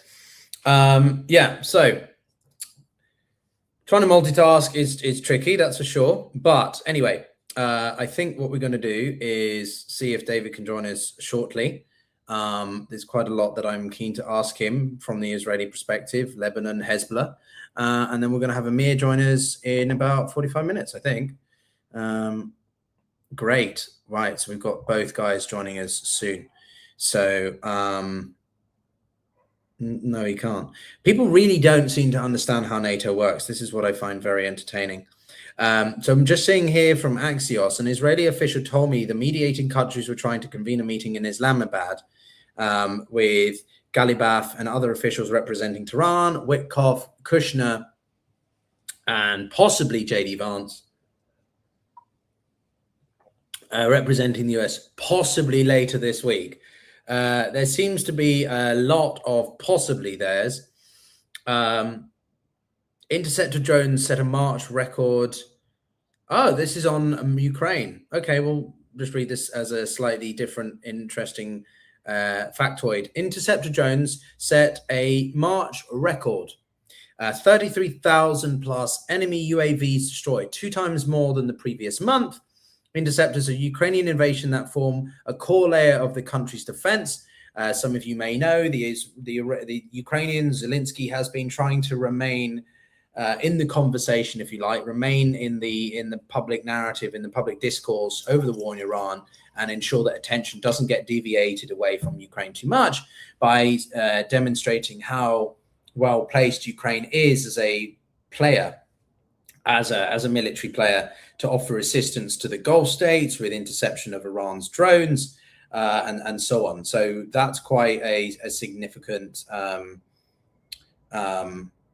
development there, and I think that that's only going to continue if the Iranians continue to, or seem to be, striking Iran, the Emirates exclusively. Then that's that. And Zelensky was in Riyadh earlier last week, I believe it was, or late last week. So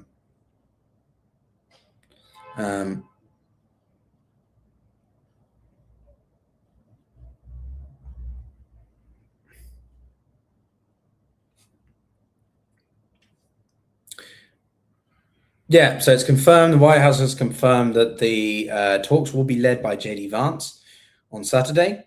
The talks are expected to be part of the broader diplomatic efforts to secure a ceasefire with Pakistan as the mediator. Now, I think it's worth for a moment really considering the implications of this for Pakistan. They've been making a very concerted effort to be the central player. Now, we had a conversation with Vali Nasser, former dean of my university, Johns Hopkins, and he was emphasizing in his opinion that none of these players, be it Oman, Pakistan, Turkey, Egypt, whoever it has been referenced, has been a negotiator. They've been nothing more than a glorified sort of courier messaging between the two. I find that a little bit harsh, but I find that, I don't know if I suppose that's a fair assessment. Personally, I see it slightly differently in that they have been shuttling communications, but you have to shuttle communications with a degree of persuasion, right? Trying to encourage both sides to come round to actually engaging the other at some point. So there has to be a degree of effective communication, right? Any effective communication strategy, you have to be good at sort of conveying the points across. Certainly, I think if Trump was just negotiating directly with the Iranians, or they were literally just transferring what Trump was saying to Iran, I don't know if that would work very well in negotiations. So, I think Pakistan's going to come out of this quite favorably. They haven't had a great relationship with Iran, with the United States in recent weeks, in recent months, especially since the Trump administration took back power. So in my opinion, I think that the Pakistanis are going to be very popular in Camp Trump in the next few months. And I'm going to be interested to see what implications that has for the Indian relationship with America as well. So, a lot there to dissect as well, especially after also Trump claims that he helped negotiate that ceasefire between the Pakistanis and Indians almost a year ago in May, when they had their border clashes, which were pretty intense and a lot of people feared would collapse and escalate. So. Let me just see if David here is ready to join us.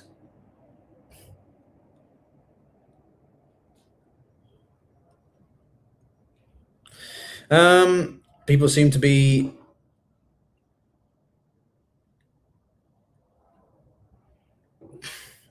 right. Okay, so let's see here. What else is? It's one of these things that, because the United States and the military is not as involved now, the frequency and magnitude, the intensity of the conflict has definitely gone down a level. You will get arbitrary intermittent strikes between the United States, between Israel and Iran, or with Iran on, the Gulf states. But yeah, basically we're in this phase now where the Israelis are being very active in Lebanon, and the Lebanon people are suffering the most. I think there's a lot of discussion that's going to be held around the legality or the lawfulness of the IDS operations in southern Lebanon, and whether or not it's justifiable to preemptively occupy such a large proportion of the country's territory. From my understanding, they have basically occupied all the way up to the southern border with the river, which I always forget the name of, but let's bring it up here.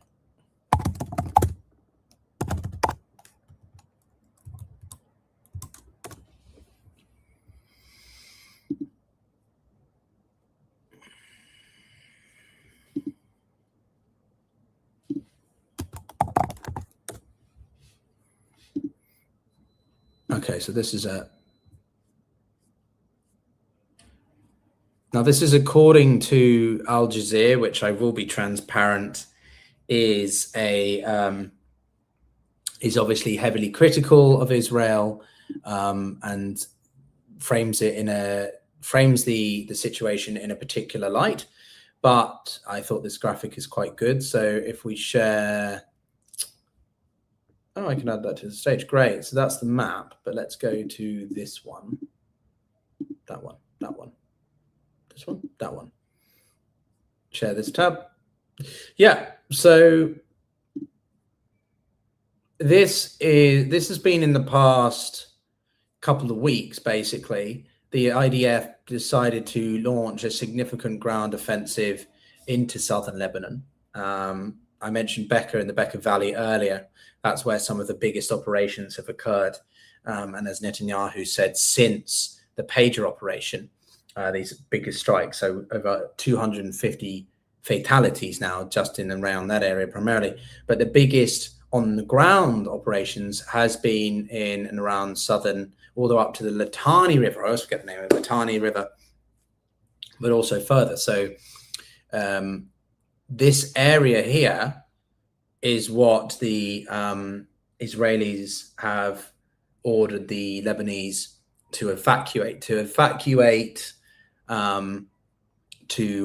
the north, upwards towards Beirut and Sidon, and that's where they're physically occupying effectively. Now, you do have the UN Blue Line, which is the UN mission that is operational down there and has been for 40 plus years, effectively. March 12th, the Israeli army expanded its force displacement orders for residents from the Litani River to north of the Zarani River, and about 40 kilometers north of the Israeli border. So from the IDS perspective, this is about obviously creating a safe buffer zone. It's about creating enough of a buffer zone, and there's a preemptive move to protect the northern settlements of Israel from Hezbollah strikes, from Hezbollah attacks. But those critical of such actions are that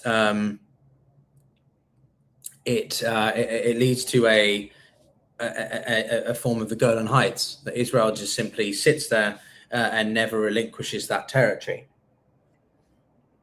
And what I think is important as another example is this darker line. So this area here is the occupied Golan Heights that Israel has occupied for effectively 60 years.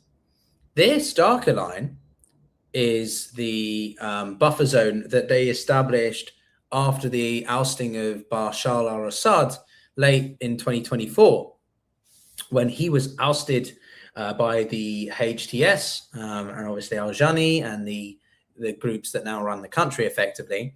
The IDF decided that they would occupy an even greater part of southwestern Syria up towards Damascus, because they felt that there was a threat, an even greater threat. They didn't feel that the militant groups that were running the country, they didn't feel that the military operations of Syria or the change of the government system would mean it's safe for Israel. So they decided to extend their occupation and their presence, military footprint within Syria. So David's going to join us in just a second, and yeah, this is what I want to talk to him about. Is more of this, because a lot of people's concern is that Israel enters this country, they occupy this territory, and then at what point, if any at all, will they effectively give it back? Because it's all about protecting from Hezbollah. But if Hezbollah can't be systematically and effectively weakened, then how can you ensure that this is at what point do we establish that this is the objectives have been achieved? But David is here. Hi, David. How are you? Hi. My apologies for the delay. It's been a crazy day, as you can imagine. Yes, I had to ad lib for. Sorry, I lost you on audio for some reason. Can you hear me now? That's probably because you're connected to Spaces. I'm not able to hear you for some reason. I don't know if you're able to hear me. Yes, I can hear you. Should I log back in and come? Okay. It's because David's on Spaces, so he can't hear us because his phone, I think, is connected to the audio, and therefore he's multitasking. And I think that's where he was before. But the Hawaiian shirt, yes, I was keen to get Larry on actually earlier today, but he's swamped with other obviously requests. He's a very popular commentator, but I was lucky enough to be able to host him when we did. This is sorry. It's quite tricky trying to manage all this single-handedly.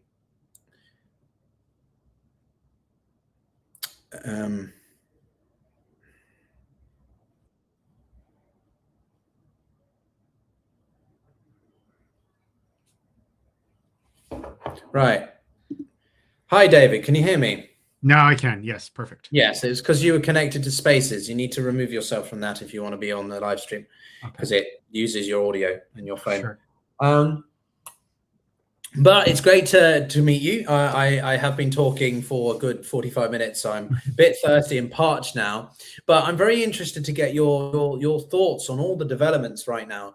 You are a fellow at the Foundation for the Defense of Democracies in Washington, a notable think tank, and I guess obviously the main flashpoint right now is Lebanon. It's a sticking point. There's lots of different aspects, angles that I want to get your take on, and I'm sure we'll have a back and forth on certain details. But right now Lebanon has suffered around 1,500 fatalities, 250 in the biggest operation since the Pager operation in 2024, which took out Nasrallah. So, what is the motivations of Israel to make such big moves today? Is it because of the ceasefire? Were they planning such an operation right now? What are you hearing?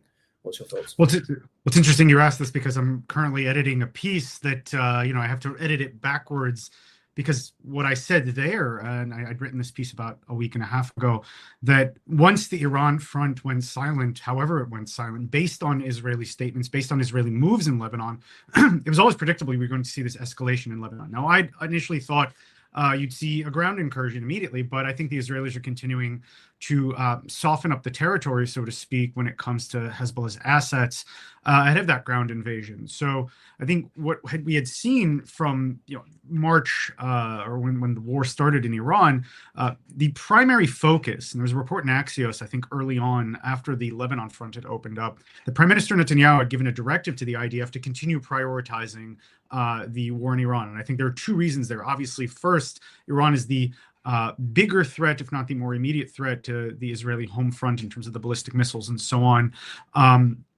And the second reason is U.S. involvement, both on the the positive side of that, and that you can't leave your most major ally hanging when it comes to such a major operation and take care of.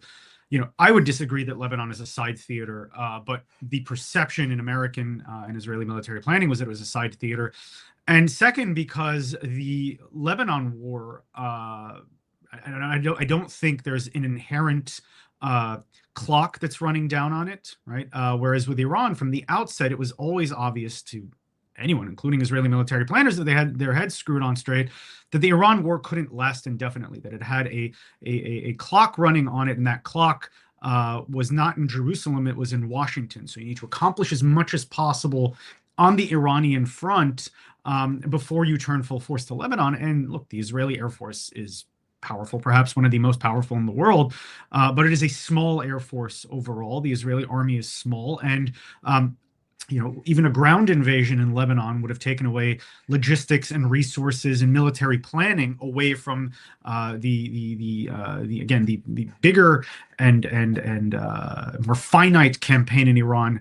So you saw this, this kind of this Israeli escalation at the outset, but it was obvious that the Israelis had not brought their full power to force or to bear in Lebanon, and then that would happen once the Iran front went silent. However, it went silent. Now we see, this potential ceasefire.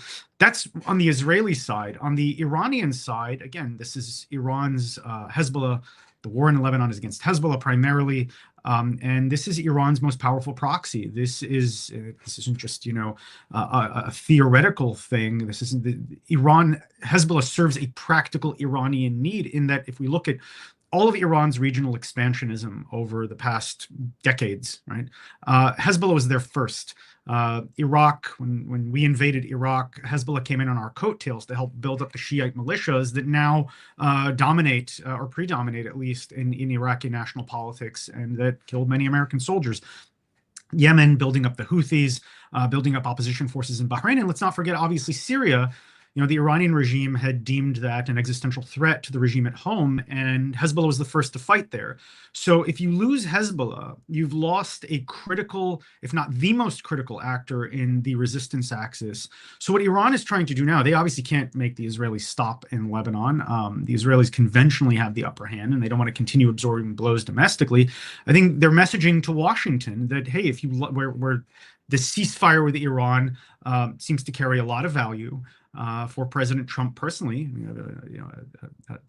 Midterm elections coming up, and this has not impacted President Trump's numbers favorably. And I think what the Iranian messaging now is that if Lebanon is not silenced, if the Lebanon front is not silenced, then the whole edifice will fall apart, in the hopes that Washington will get Israel to stop in Lebanon, just like it has gotten Israel to stop in Iran. So let me give you sort of one framing that I've seen developing, right? And then you can share your take on that.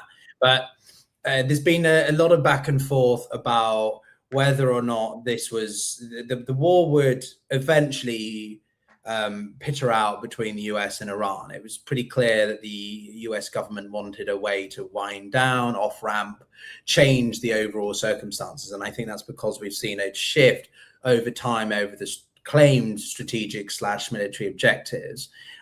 Quite clearly, the three that were laid out by the Joint Chiefs of Staff earlier, a couple of them were not mentioned at the outset of this conflict. It was about regime change, and since it's been refined or altered, the messaging is being clarified or claimed it was never like that, etc. But in all of this, Israel was always going to, I think, be different, and people argue that even if the United States agrees a long-term settlement or some kind of armistice with Iran, there's going to be operations with Israel because of the people that are running the country. Netanyahu has always had a long desire to deal decisive blows, and that's not without getting into discussion around the ultra-nationalist components that keep his government in power. So, are we just seeing what was inevitable with this, or do you think that this is because the Israelis don't think that it has gone far enough and they need to act for their own existential preservation or whatever?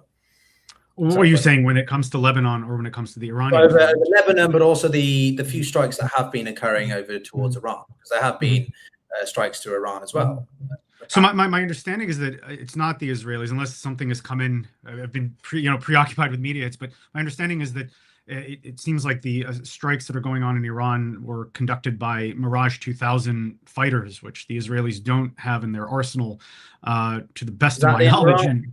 Is that the UAE? Presumably the UAE. They're the closest country with them in their arsenal, and even if the Israelis haven't flown Mirages since the Six-Day War, if I'm not mistaken. And even if they did, right, there's no way for them. They don't have the ability to get into Iranian airspace. So my presumption is perhaps it's coming from other countries who are still being targeted. I mean, I think Kuwait, the UAE. I can't remember if Saudi Arabia today was also targeted by Iranian attacks. But when it comes to the Lebanon front, look, the Iranian front, I get the argument, but if we look back to June, the June war, the so-called 12-day war, Israeli involvement in Iran, and this was kind of surprising to me, was always going to implicate the United States. And I say surprising because the Israeli national ethos is get it done by yourself. Right. The Israeli national ethos up until that point was, there's this, and this is informed by Jewish history, that you can't rely on outsiders, even great friends, to take care of existential threats for you. And so while Israel didn't have the apparent capabilities or the most direct capabilities to, say, destroy Fordo or to damage Fordo, I imagine they would have come up with some kind of alternative that would have obviated the need to rely on external powers if, the moment of truth came. Money time, as the Israelis say, quite literally, and they didn't have the, and that help, that external help, was not forthcoming. It seems like that didn't happen, and it implicated U.S. involvement, and this is something that the Iranians can always play to get the Americans to pressure. Like, they understand conventionally they can't fight the Israelis. The Israelis have the upper hand, conventionally speaking, even if not numerically, not other types of weapons. And so what you do is, if you can't stop Israel directly through military confrontation, you put pressure or leverage on the country that can. Or on the actor that can, in this case, the United States, which has been in an isolationist mood on both the left and the right. We see a growing isolationism for some time. We saw this in Syria. It manifested when it came to the Ukraine war. And now, since the Gaza war has gone on and on, even many of Israel's friends on the right have turned against it because my sense is, at the bottom, they don't want the United States implicated. Now, when it comes to Iran, obviously, because of its size, because of its power, because of just the kind of the weight of the name Iran, there's always this implication. So the Israelis are ultimately, right, the United States is involved even if it's not involved, and the United States is going to weigh in on Israeli operations even if it's not involved, just like we saw in the June war when Trump said, "You're done." Right. And the Israelis called back planes mid-flight, even after they suffered a strike in Beersheba, a missile strike in Beersheba, and landed those planes. With Lebanon, it's different because there's no U.S. implication, in the sense that the Israelis have the capability to take on the threats from Lebanon, even if not to destroy Hezbollah entirely. The IDF has said that it's beyond Israel's capability to occupy the territory in Lebanon necessary to entirely destroy Hezbollah. Again, unsurprising. And aerial campaigns cannot finish the job.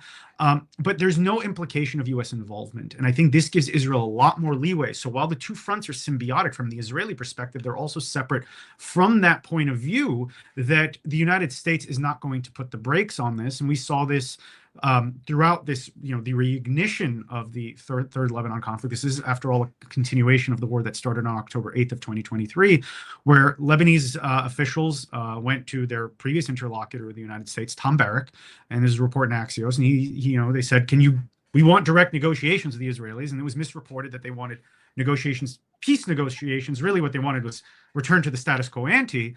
And Tom Barrack said, cut the bullshit. I think that's the quote in Axios.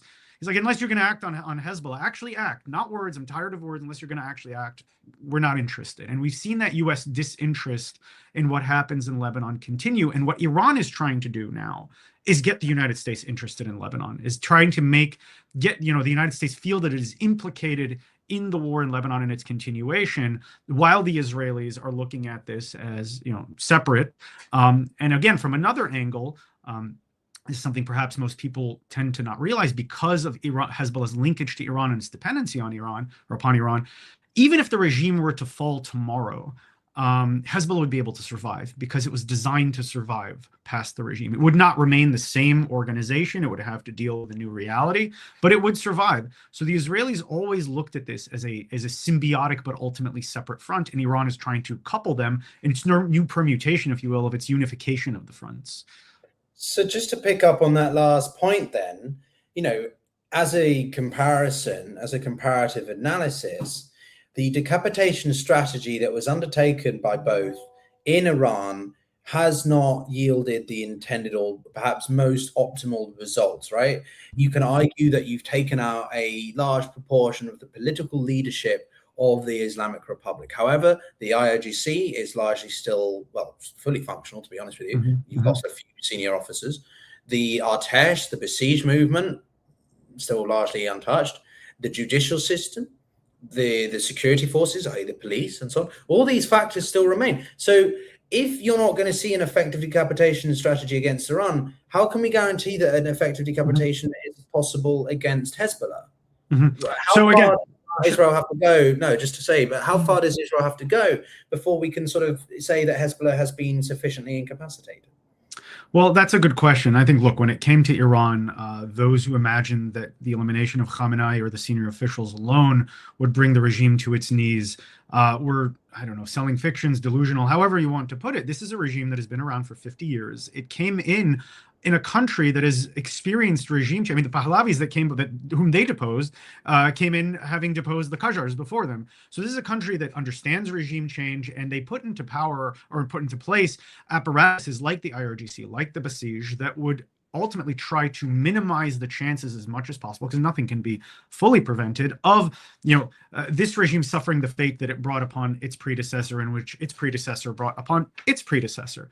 So this is a sophisticated regime. This is a country. This is not my grandma's book club, as I've been trying to say to people. And those who looked at it otherwise, I think, were selling fantasies that this regime. Look, we hear the talk of the Iranian people opposing this regime. I think it's very hard to tell what percentage of the Iranian people do or don't oppose the regime. I think it's immaterial at this point. This regime does have grassroots support. Otherwise, it would have collapsed a long time ago. Now we're seeing this, I don't know what degree of grassroots, but insufficient grassroots support to hold on to power. Now, when you go to Hezbollah, it's something similar. Again, Hezbollah is an organization that is 40 years old officially now. It is an organization that, again, is rooted in the people. It's not, we have this problem in the West often when it comes to these types of actors, whether it's autocratic regimes or terrorist organizations, to make the assumption that they don't have grassroots support, that the people over whom they rule are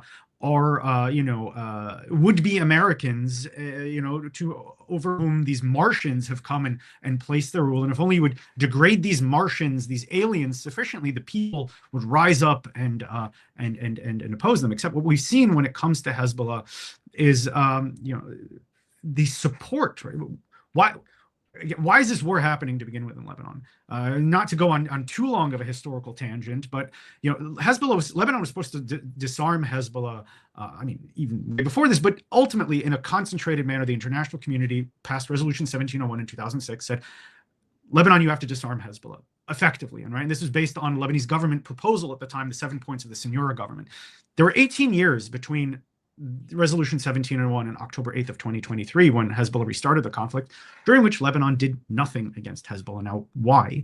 And then, after November 27th of 2024, 15 months forward, Lebanon did nothing against Hezbollah. Again, the question is, why? Is it because Hezbollah rules with the fist? No, it also has considerable popular support among Lebanese Shiites, who most likely, we don't know because Lebanon hasn't had a credible census since 1932, and even that one was questionable. But Lebanese Shiites form at least 1/3 of the country, and the country is set up similarly to the Church of the Holy Sepulchre. I like to explain to people that it's not a unified body. It is a body over whom these different equally legitimate components, sects in this case, are vying for a piece of the pie, similar to how you have with the Church of the Holy Sepulchre, right? Is the Roman Catholic or the Orthodox claim more legitimate? That's for Christendom to decide. And in Lebanon, is the Shiite claim any less legitimate than the Maronite claim to the country? And to the extent that we can speak of a unified, Shiite or Maronite claim. So the way you apportion power in Lebanon is to the most powerful representatives of these sects, right? To kind of maintain this sectarian power sharing. And in this case, Hezbollah has become the predominant political party among Lebanese Shiites. Why? Because the way Lebanese Shiites have been convinced, rightly and wrongly, is that Hezbollah is their guarantor of domestic equality in Lebanon against the Maronites and against the Druze and against the Sunnis. Traditionally, the Lebanese Shiites were considered this disenfranchised, lower echelon segment of Lebanese society, and their former leaders basically kept them in that state, in contradistinction to other Lebanese sectarian leaders with their sects. And comes in Hezbollah, says we're going to empower the entire community, right? There's a price for it, obviously. And they also view Hezbollah as their guarantor against external threats, namely Takfiri terrorists and the Israelis. And the Israelis have not done themselves many favors when it comes to impacting Shiite public opinion when it comes to this. So when you say we're going to disarm Hezbollah, right, you're not just confronting a finite terrorist organization, you're confronting an organization that is perceived by a broad swath of Lebanese society, a legitimate swath of Lebanese society, as the only thing between them and oblivion. And this is something that Hezbollah has emphasized over the years. So that could lead to civil war if you go to take out Hezbollah, right? Because every Shiite, whether they're an ideologue or not, and most of Hezbollah's supporters are not, this ends up in civil war. So no possibility of Lebanon, right? This remains the case now, that Lebanon is not going to take care of the Hezbollah problem, and Israel can't fully take care of the Hezbollah problem. So there's an intermediary factor, or intermediary solution that the Israelis are settling upon. It's not decapitation. Decapitation is part of it, right? What we're seeing is that the Israelis have been going after during this round, even though it's more intense than mid-September to November 27, 2024, they're going after mid-level commanders. Because I think what they're trying to do is look, you go after Naim Qassem, you go after Mohammed Rad, you go after these senior figureheads. Yeah, that impacts the organization, but it doesn't cripple the military apparatus's ability to function. That's where you go after the mid-level commanders, and they're trying to box Hezbollah into the southern Litani area. So what I see the Israelis doing, this is what they've talked about, going up to the southern Litani area, occupying that for some time, and then moving back to a more digestible territory. And what we've seen from reports that Israeli military planning is focusing on something to 2 to 3 kilometers. It's not a solution to Hezbollah. But if the Israelis do this new revived security zone right, it can become a platform from which to continuously degrade Hezbollah from this security zone, not just with air power, but with ground operations, with ongoing ground operations, until such time as perhaps Lebanon feels secure enough. Because again, there are two factors here. When it comes to Lebanon's ability to confront Hezbollah. There's the popular support, but there's also the military element, right? That Hezbollah retains enough power militarily for the LAF's attempts to disarm it to be daunting or potentially. I just to chime in on that point. I mean, we've had David Petraeus on the show before, and obviously someone who is incredibly important in the encouragement, adoption of things like people-centric approaches to coin or counterinsurgency ops is obviously a core component to all of that. But it's good to have someone who, from your perspective on, because we often get people of differing perspectives across the political spectrum, and people who might be more, more on a restraint emphasis, or will argue that, is it justifiable for Israel to be potentially jeopardizing peace talks between the US and Iran because of their interests in Lebanon? And is there not a less destructive way to manage Hezbollah? Because the strikes we've seen today around the Bekaa Valley, if I'm saying that right, that's 250 people have been killed, 1,500 casualties altogether. That's a significant hit for a country the size of 6 million people. That's yeah. So, how do you argue this? How do you frame this? And what the Netanyahu's government achievements are? Look, I think there are a lot of moving parts here, but let me start with breaking them down. The hearts and minds component that General Petraeus is talking about. I think the Israelis have much more limited capability in actively influencing Lebanese Shiite population, because that's ultimately where the rest of Lebanon already, we see statistics, right, show that 70% of Lebanese want Hezbollah disarmed in some fashion, right? To some degree they agree with this, but until Hezbollah loses the Shiites, that 70% doesn't matter, because right, the calculus that we talked about is not relative to the rest of Lebanon, it's relative to the rest of the Shiite population. What we've seen there, latest statistics, right? I remember a poll from September of 2024, something like 85% of Lebanese Shiites continue to support Hezbollah to some degree, and 5% don't, right? So Israel's ability to grow that number, I think, is limited. But that does not mean that the Israelis, right there, so there's a positive angle or a proactive angle that I think is beyond Israel's capability, because it does not have the kind of the cultural influence of the United States. It doesn't have, right, Israel is viewed in a certain way that's, that the United States isn't viewed in the region, including in Lebanon. I mean, most Lebanese Shiites are probably, not anti-American. I mean, maybe they're hostile, they oppose certain American policies, but I think the average Lebanese, whether they're in the Shiite community or outside, does not view America as an illegitimate country, does not view America as, worthy of destruction and so on and so forth. The average Lebanese has no strong feelings, no strong positive feelings towards Israel. And again, rightly and wrongly in some cases. But Israel's ability to impact that is much more limited than the United States. But that does not preclude the Israelis from not doing, if I may, stupid shit, and saying stupid shit.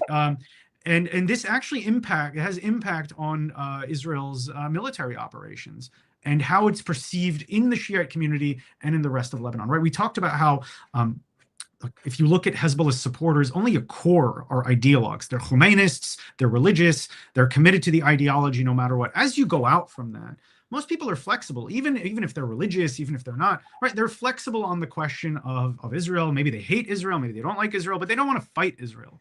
And I think that's something for the Israelis to work with if they play it right. And Hezbollah has taken Israel's missteps in the past, and let's put it that way, and turned it into this idea that, Lebanese Shiites, Lebanese writ large, but particularly Lebanese Shiites, you need us because this rapacious enemy is at your door that wants to steal your territory gratuitously and kill you gratuitously, right? So every time you feed into that, then and also coincidentally, by the by, we are also the only entity that can deter and keep this rapacious enemy at bay.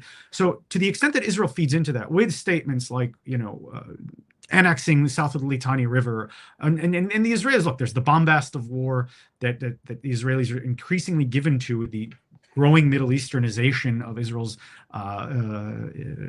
politics, but that's counterproductive because that element underscores, or kind of reaffirms Hezbollah's narrative.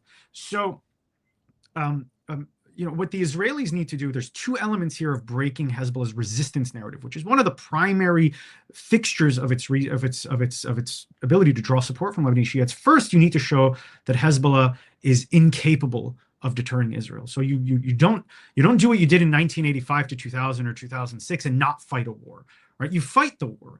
You fight the war against Hezbollah. You go after them. You show that Israel is setting the terms of the conflict, the tempo of the conflict, the red lines that Hezbollah. I mean, when we look at the vast majority of the history of the Hezbollah-Israel conflict, Hezbollah has set the red lines, right? They have been able to set the red lines until September 16th when the pager operation happened, until November 27th of 2024, and subsequent to that. Only in that period has Israel set the red line. So that shows that Hezbollah is ineffective. Now what you need to show is they're unnecessary. And that comes through messaging, right? Messaging, both militarily, you try to assiduously avoid civilian casualties to the extent possible, right? Obviously, it's not going to be easy, but you try to avoid the unnecessary as much as possible. You try to minimize as much as possible. And then your messaging needs to be, right, focusing on, you can't say on the one hand, our war is not with the Lebanese people, and then have senior members of the cabinet talking about annexing 1/3 of Lebanon and depopulating it. That is insane. And these two things work at cross ends, and it impacts the military's operations because, on the other hand, Hezbollah will remain strengthened, people will say, well, we have no even if Hezbollah isn't effective, we have no option but Hezbollah. Now we talk about less destruction. Yeah. If I could just chime in on that point, yeah. Because I think, a lot of what you're saying is very compelling, but again, I'll offer the opposing consideration, which is that people fear that, Israel or the IDF will occupy that territory and become a little bit under international, a bit of a belligerent occupant. as we've seen with the Golan Heights, which is heavily criticized internationally. But also, as you joined, I was taking through the audience the shifts that they made in expanding that buffer zone beyond the Golan Heights when the HTS coalition, whatever, took over Damascus, and then Al-Shani came into power and all that sort of stuff, because they were fearful about Syria becoming a terrorist state or a hub for Al-Qaeda, etc., affiliates and all that. They still occupy that additional buffer zone. So people, I guess, worry that, is Israel effectively just going to stay in southern Lebanon? And because these objectives are quite difficult to obtain, or as you said, they're quite tricky to fully implement, does it effectively mean it's an operation without an end point, a time horizon that has an end goal? I think, look, I would separate Syria and Lebanon. I think, I've publicly been very critical of how the Israelis have mishandled their hand in Syria, because you have a population. I mean, this should be Israel's dream, right? An Arab population that is indifferent to you, right? Now, I mean, the idea of and indifference can be the starting point of more positive relations. And the Syrian people, look, Julani is shut out, whatever his intentions internally. Again, this is a man who came to power off of the back of the lesson of the Arab Spring. If there was one lesson, it's that even autocrats can't go too far out of lockstep with their people without losing power. And I think Shara wants to remain in power. And if the Syrian people's sentiment is, we don't want war. And I have a friend of mine who's Syrian American who went back to visit Damascus for the first time since the conflict. And he showed me footage of Damascus that is indistinguishable from the worst parts of Gaza, from the rest of the country. And this is something the regime hid for a very long time.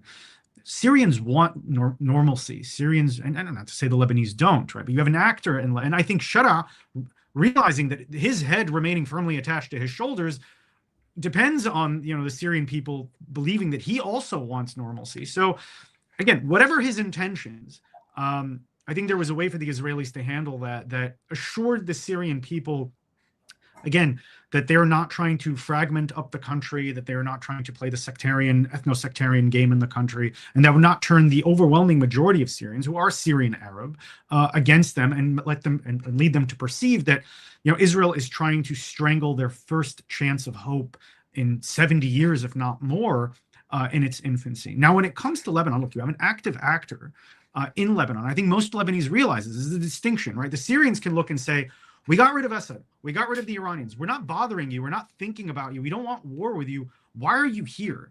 Right? Whereas with Lebanon, conversely, right, it's the inverse. It's, we get it. We don't like you, right? You're breaking our country apart. You're doing a lot of damage, but we kind of get why you're here. And we're seeing that even from the upper echelons of government, that there is sort of an understanding that, look, if we, the Lebanese, don't take care of it, then someone else is going to. And unfortunately, this is how such a problem is taken care of. But now this is where it comes to the Israelis to, again, manage the messaging properly. Hezbollah has demonstrated it has no intention of disarming, right? The Lebanese government took out a decision or issued a decision on March 2nd proscribing Hezbollah's military activities. Hezbollah said, take it and, put it somewhere. We're not abiding by this. And Wafiq Safa, senior Hezbollah official, is saying, we're going to force the government to rescind this decision once there's a ceasefire. And by all indications, because the factors that existed on August 14th of 2006, the factors that existed on November 27th of 2024, those military and social factors we talked about, because they, by all indications, they continue to exist, it seems like Hezbollah is going to be able, if the Israelis take away pressure, Hezbollah is going to be able to force Lebanon to rescind that decision and continue regeneration, as we've seen over the past 15 months. Now, this puts Israel in the position where, yes, it is going to have to engage in a long-term occupation. And this is where messaging comes in. This is where messaging now comes in, where, this government must, I mean, I don't know how, I don't know if any of them are listening to me or they're going to listen to me. Obviously, this is me talking into the wind when it comes to that. But they must right now engage in message discipline, right? Where they're making it clear the objectives are military, the objectives are focused on Hezbollah. And look, if we even talk realistically, all this bombastic talk of depopulating the southern Litani area and not letting, Lebanese return 600,000, if not more Lebanese return to their homes in most of this area indefinitely. The IDF simply can't do that. We're talking about an army that's about 635,000 total personnel. This includes the entertainment troops and the cooks, right? If we look at the combat personnel, the IDF is much, much smaller. And it has a manpower shortage. And the manpower that it does have has been exhausted by, the IDF's doctrine focuses on sharp, decisive, quick, and overwhelming campaigns, not on 3-year campaigns. I can't think of a time where the IDF has fought for 3 years straight. Right? Maybe the war of attrition in the Sinai, but that was, again, finite and very limited. Something like this is unprecedented for the IDF. There's a manpower shortage. This is why we see all this tension in Israel over the ultra-Orthodox recruitment. And Israel still has to remain committed on multiple fronts that, as far, whether realistically or not, the Israelis perceive threats from them. So to say that Israel is going to be able to digest southern Lebanon in its entirety, let alone going up to Dahiyeh and the Bekaa Valley and all the way up to Hermel, where Hezbollah is, where its strongholds are, retaining hostile territory indefinitely. It's way beyond the IDF's capabilities. So what the IDF can realistically do is what we're seeing them do now, right? They're creating a manageable battle space in southern Lebanon. They're breaking the bridges between the southern Litani area and the northern Litani area to prevent Hezbollah from bringing in personnel, or complicate at least Hezbollah's ability to bring in personnel, bring in materiel. And from there, do what the LAF claimed to have done on January 8th of 2026, which is to clear Hezbollah of the area. After that, right, that could take 3-4 months, 5 months perhaps. That's manageable for the IDF. After that, why? Sorry, David, but if I can just interject on that point, how can this work though? If they're not going to go up to the Hezbollah strongholds because they don't have the physical or whatever manpower to do so, how can we therefore guarantee that this is an effective campaign if they're only going to be focusing on the southern things? Or is it mainly about, how, okay, you said earlier they want to move middle rank officers, but if there's a lot of middle rank officers in the northeastern part of Lebanon, then how, we know aerial strikes alone do not do enough of a job to remove political system. So how can we guarantee that what the Israel is planning to do is going to be sufficient? Well, again, there's no guarantee. But what I see the Israelis doing, look, there was the security zone, and this is where I was going, falling back from the southern Litani area, as we saw, by the way, in 1983 to 1985, to this more digestible security zone, a buffer zone. But the mistake then between 1985 and 2000, where they retained this buffer zone, was to treat it as just a buffer zone. Now, why is that? Part of this is because 1982 happened, right? The Israeli invasion into Lebanon was supposed to be a 2-day incursion, 40 kilometers. And this is what was sold to the Israeli public and by most reports, the Israeli prime minister, to remove the PLO from southern Lebanon, right? The Israelis go beyond that because of this backroom deal between Bashir Gemayel and Defense Minister Ariel Sharon, who had sold the Israelis on this idea, well, if you crown me as president of Lebanon, I will make peace between Israel and Lebanon. The Israelis did their part. Bashir Gemayel then tells them, well, actually, I have a lot of Muslims in this country that wouldn't be too happy with me being seen with you. So maybe an economic deal for now. And then he was killed. And then the objectives of the war, right? Sabra Shatila happens. The outcome of the war, Israeli casualties, had made the 1982 Lebanon war very unpopular, made any operation in Lebanon very unpopular among Israelis, right? There's a 400,000 person protest in what was then Kings of Israel Square after the Sabra Shatila massacre, saying, why are we even in this country? Why are we participants in this? Why are we overseeing the slaughter of Palestinians by Lebanese? So this invasion happens, right? Behind the Israeli rear, Hezbollah emerges. So it precludes a total IDF withdrawal. But Israeli public opinion, conversely, precludes the IDF from military decision, from pursuing military decisions. So the South Lebanon security zone becomes a mere buffer zone. The Israelis, right, their advantage is in mobility, in combined arms maneuvers, in hitting hard and fast, as we talked about. They end up hunkering down an outpost because they need to maintain the presence, but they can't go after Hezbollah. And they rely then instead on the Southern Lebanon Army, which, if you ask me, was a terrorist organization, right, in terms of its behavior. And on top of that, it was ineffective. So the Israelis, rather than deploying in South Lebanon along lines to protect the Galilee, right, which is the ostensible purpose of the security zone, went into static defense in ways to protect the SLA, this proxy of theirs.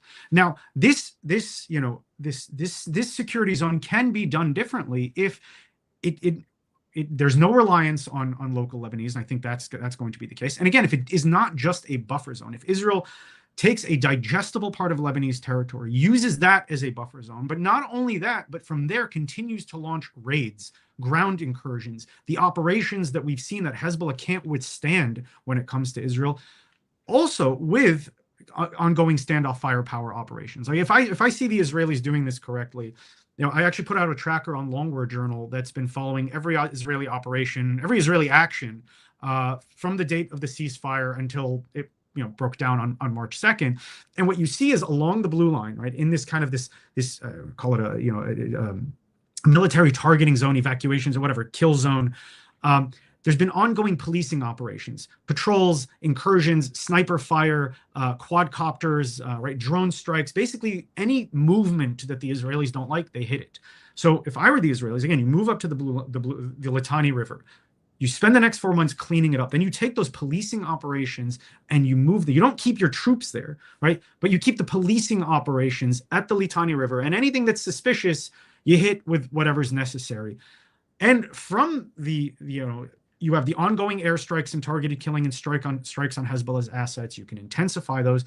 And you couple that with ground incursions, ground raids into Hezbollah's territory, commando raids, right? This needs to be an ongoing process to where you can tilt the scales where it comes to Hezbollah, to where the Lebanese can say, all right, we at least feel secure enough that the LAF can take on Hezbollah right now. This is not going to be a 1-year process or a 2-year process. I think this is going to be Israel's only way to attempt to degrade Hezbollah faster than it can regenerate.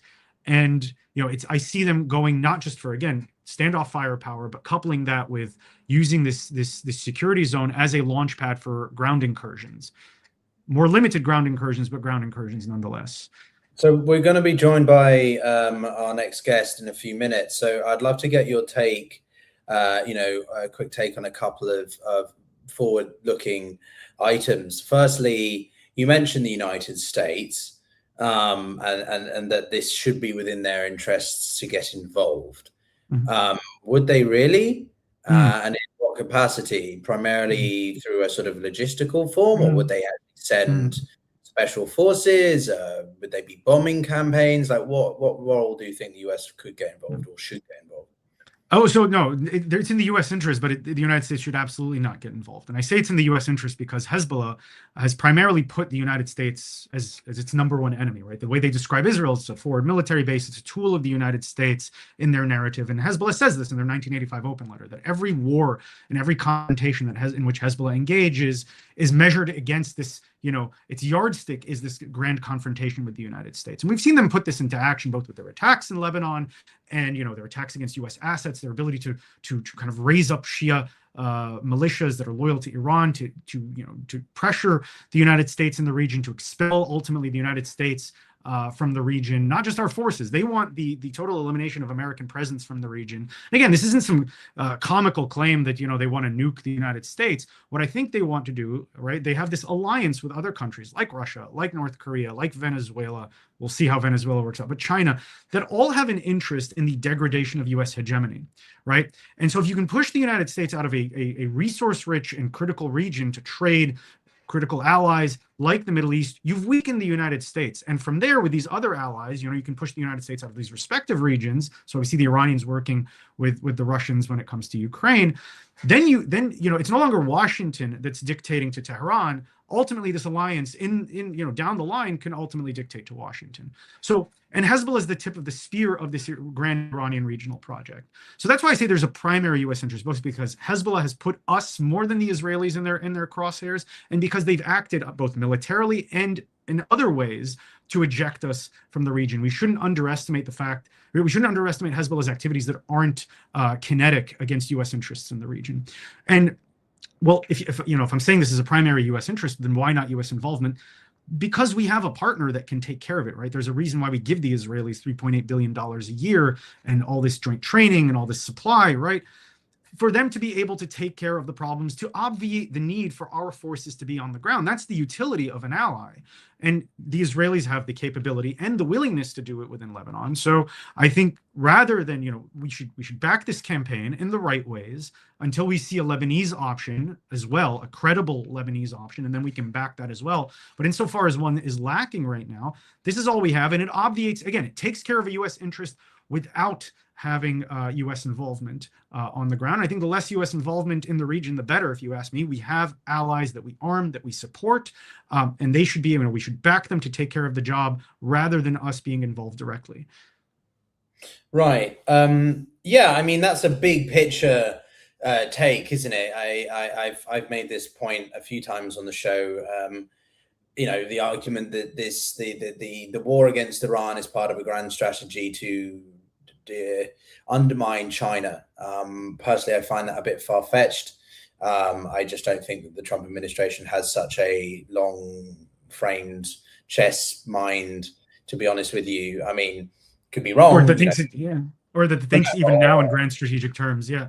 Yeah, but I don't know. People are saying that when he's going crazy over the weekend by saying crazy bastards and fuck this, fuck that, excuse me, that's all part of a negotiation strategy. That doesn't sound like someone who is he sounds unhinged. And this isn't just because of my dislike for Trump. I just don't think that that's a very effective form of diplomatic statecraft. I think objectively there are more effective ways to encourage the capitulation or whatever, agreement to bring people around to your side, right? But aside from that, there is a bunch of actors here which I am interested for your quick take on, and obviously in the US. So two related questions is, firstly, how does this work for Europe? Trump's meeting Mark Rutte, the General Secretary, as we speak, and he's going to try and withdraw from NATO, which doesn't work like that, but he's going to threaten to do that. Where does Europe stand in this? The French have some assets in the region. Britain should have had assets around Cyprus. The Greeks, Turkey. What does this all mean for Europe? And this other question is simply, where do you see this going, given the relationship of the Democrats or the left in the United States, and how likely they'll respond to Trump's war in the midterms and stuff? That's going to make it hard for Israel, isn't it? I mean, well, yeah, that's the more complicated part. And I don't think just from the left. Look, when it comes to Europe, I think this goes back to the point that you just made about grand strategy, right? There is a grand strategy to some degree on the other side between this alliance of the, I don't know what you want to call them, the autocratic, to gradually break U.S. global hegemony and from there eject us from various regions. You're right. I don't think the Trump administration looks at this, even though there is an American interest in all of these regions, and I would say including in the Middle East, we're not looking at it that way. And if we were looking at it that way, look, our most successful campaign that we've ever had, kind of the basis of this idea, what led America to be a superpower, was World War II. And we accomplished that. We were able to succeed. Were we the tip of the spear? Were we the deciding factor? Absolutely. But we would not have been able to fight that war to success, to military decision, to defeat Nazi Germany and Imperial Japan without the assistance of our allies, right? The Canadians, the Australians, the British, the Free French. So, but there was an understanding then, and of course, we want to give credit to the Soviets where credit is deserved. But there was an understanding then about what the joint threat was and how to deal with it properly. We did not engage in coalition building prior to this campaign. And look, Iran is not a small territory. 90 million people. Tehran is larger than New York, right? You can bomb parts of Tehran and other parts of Tehran can continue to function as if nothing is happening because of the size of the city. So when we're talking about, deposing this regime, I don't know how we thought we could do this without building this grand coalition where we all do have an interest, right? I mean, if the United States is weakened, and this is something the French, I can take them to task for, they've always done this, including during the Cold War, right? The United States was giving this umbrella through NATO to protect Western Europe from the Soviet incursion and Soviet influence. The French were always doing their own thing that ultimately undermine the United States, and they still do this, right? But which ultimately undermine them. So, but the interest here is the same, whether the French have their own way of doing things, and we see this in Lebanon, whether the Israelis are kind of cutting their own deals or doing their own thing, that, if it's some way it undermines the United States, all of our allies lose. All of our allies are harmed. That does not mean we're going to do everything smartly, but at least you're secure if the United States is hegemonic.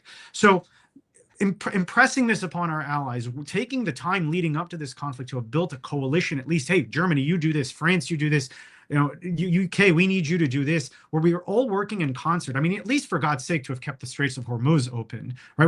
Which was the leverage, the only real leverage that Iran had over us, because they realized it's going to impact the average person.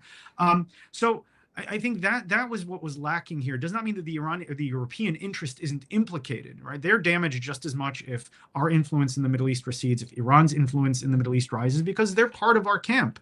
And how it comes to, but again, that's a failure on us for not having brought our allies on board in the proper way leading up to this campaign. As to what the effect will be on Israel, look. I don't think it's only going to come from the left. I think we see rising voices on the right for whom this is going to be grist for their mill. And unfortunately, it seems like, look, a cornerstone of this war was regime change. And as we know, regime change does not happen from the air. It needs movement on the ground. And there was a narrative that was sold that if you but bring in, the cavalry, the people will rise up and tear down the regime. And 40 days, that's not happened. Now, could it happen tomorrow? Probably, but it's unlikely. And I think the assessment that it seems like there were certain interest groups that sold this to the Israelis, and we were convinced alongside them. So where this is going to fall, though, again, if you look at from the far left to the far right, it's going to fall squarely on Israel's lap as the country that, because, I mean, here's another part. Talk about not bringing our allies on board. We didn't bring our own people on board during this campaign. The average American does not understand and has no reason to understand, because they're busy with the rest of their lives, what I just explained about Hezbollah being a direct threat to the American way of life, or Iran being a direct threat to the American way of life, not just through the nuclear weapons, but through this process of breaking American global power to the point where we are a minor power in a corner to whom they can dictate. And of course, that affects our way of life. I haven't seen an explanation by the administration to the American people why this war is necessary and why Iran poses a threat to us, not just to Israel. So the way this is going to be portrayed is this was a war for Israel. Look, the Israelis got bombed. This is their war, and we got dragged into it. And there's no American interest. And you're going to have the Tucker Carlsons from the right, and the AOCs from the left use this as grist for their mill to say, look, this is a bad ally. This is an ally that drags us into wars that that are not in our interests, that cost American lives. And they'll point to Iraq, even though official Israel at the time, the government of Ariel Sharon was opposed to the Iraq War, was opposed to the U.S. invasion of Iraq and deposing Saddam Hussein, because they realized this is going to create reverberations in the region. They'll point to Bibi Netanyahu's testimony before Congress around the time to say, same man that led us into Iraq is the same man that led us into Iran now. So I think it's going to be a rough ride for Israel, given that, again, the objectives of this campaign have not been explained, and ultimately, we didn't succeed. We didn't succeed in achieving the ultimate objectives of this campaign.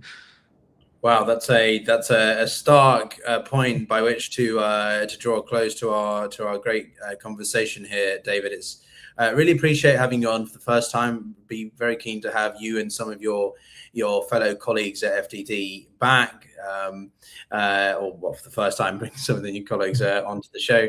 A lot of food for thought there, and certainly it's going to be a rough ride, as you said. I'm going to continue on the stream now as we welcome our next guest, but I will be sure, as I say, to reach out to you in the next week or so. We can definitely have you back. Well, maybe in the next 24 hours, given what's happening and everything. But thanks so much for your time, David. Everyone, that was David from the Foundation for Defense of Democracies in Washington, D.C., an expert on Lebanon and Hezbollah. I'm sure you'll agree. And well, so much to say. I've never really been an expert on the intricacies of that dynamic. But I certainly learned a lot from him. I don't necessarily agree with all of it, but that's not the point. The show is to broaden our horizons and expose ourselves to uncomfortable truths or uncomfortable perspectives, which is what I've tried to do in the past couple of months, especially.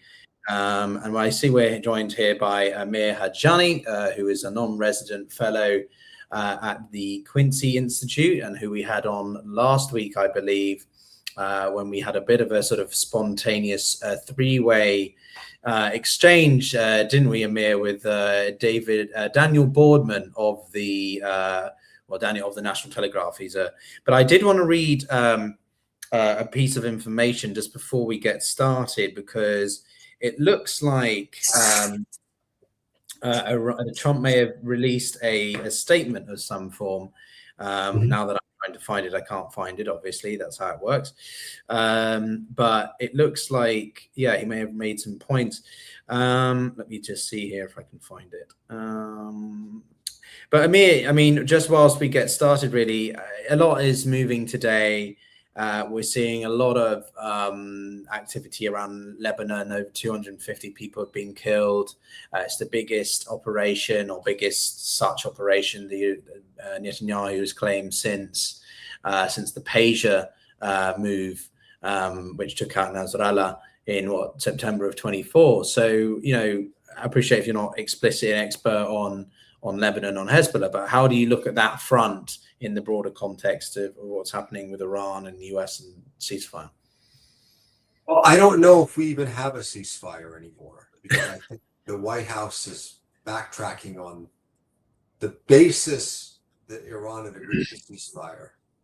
Was you had two competing proposals. You had the 15-point plan that the White House sent over, which Iran rejected, and they put together a 10-point plan.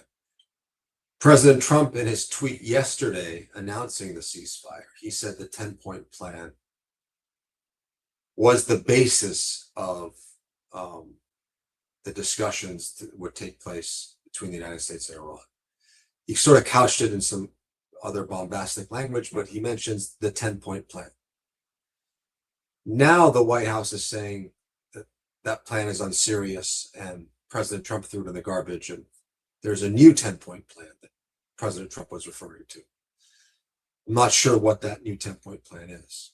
The Iranian Speaker of the Parliament, who was supposed to be meeting with J.D. Vance on Friday in Islamabad, put out the 10-point plan on his tweet about an hour ago.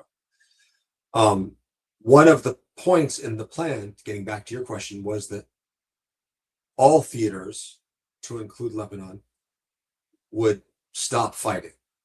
So that would mean that Israel would stop its assault in Lebanon, and Hezbollah would stop fighting Israel, stop firing missiles into Israel.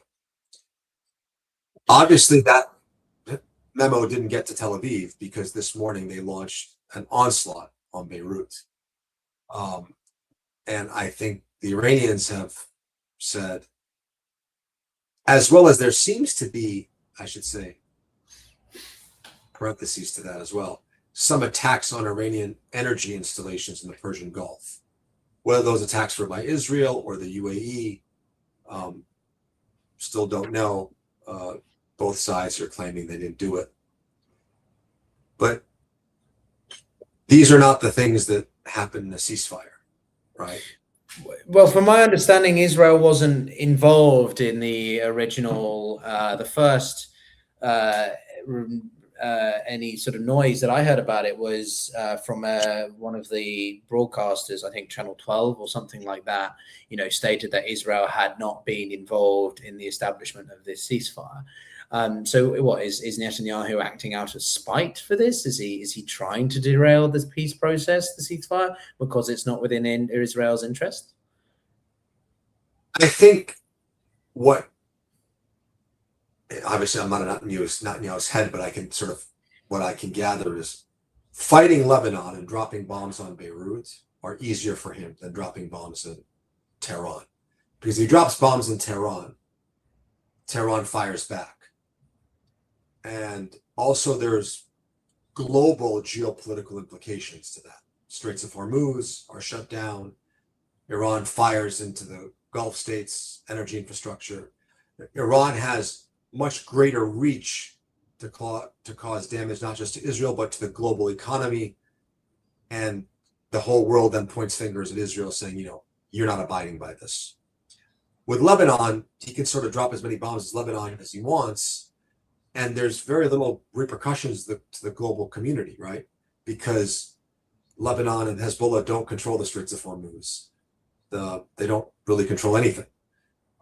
So that's sort of the cost for him to doing that is much less than it would be to firing on to Iran. So I think from his perspective is, okay, I'll abide by Trump's ceasefire for Iran, but I'm not going to abide by it for Lebanon. So how much though can it? What's the objective here of Israel then? We just had David Daoud of the Foundation of Defense for Democracies, which is obviously going to be more hawkish and standing on a particular side of what's happening between Israel and Hezbollah, for example. But what is the, and I know you're not in his head, but like what, Netanyahu is trying to derail the relationship with him and Trump?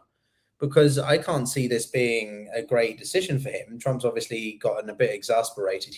I see this as a repeat of the 12-day war, right? When they had the operations, the exchanges between Israel and Iran, and then eventually Netanyahu was able to persuade Trump to conduct Operation Midnight Hammer. And then after that, Trump's like, okay, I've had enough now of you, Netanyahu, like, leave me alone. I want to go back to focusing on Trump and on Putin and going to Alaska and, giving red carpets to a war criminal. Like,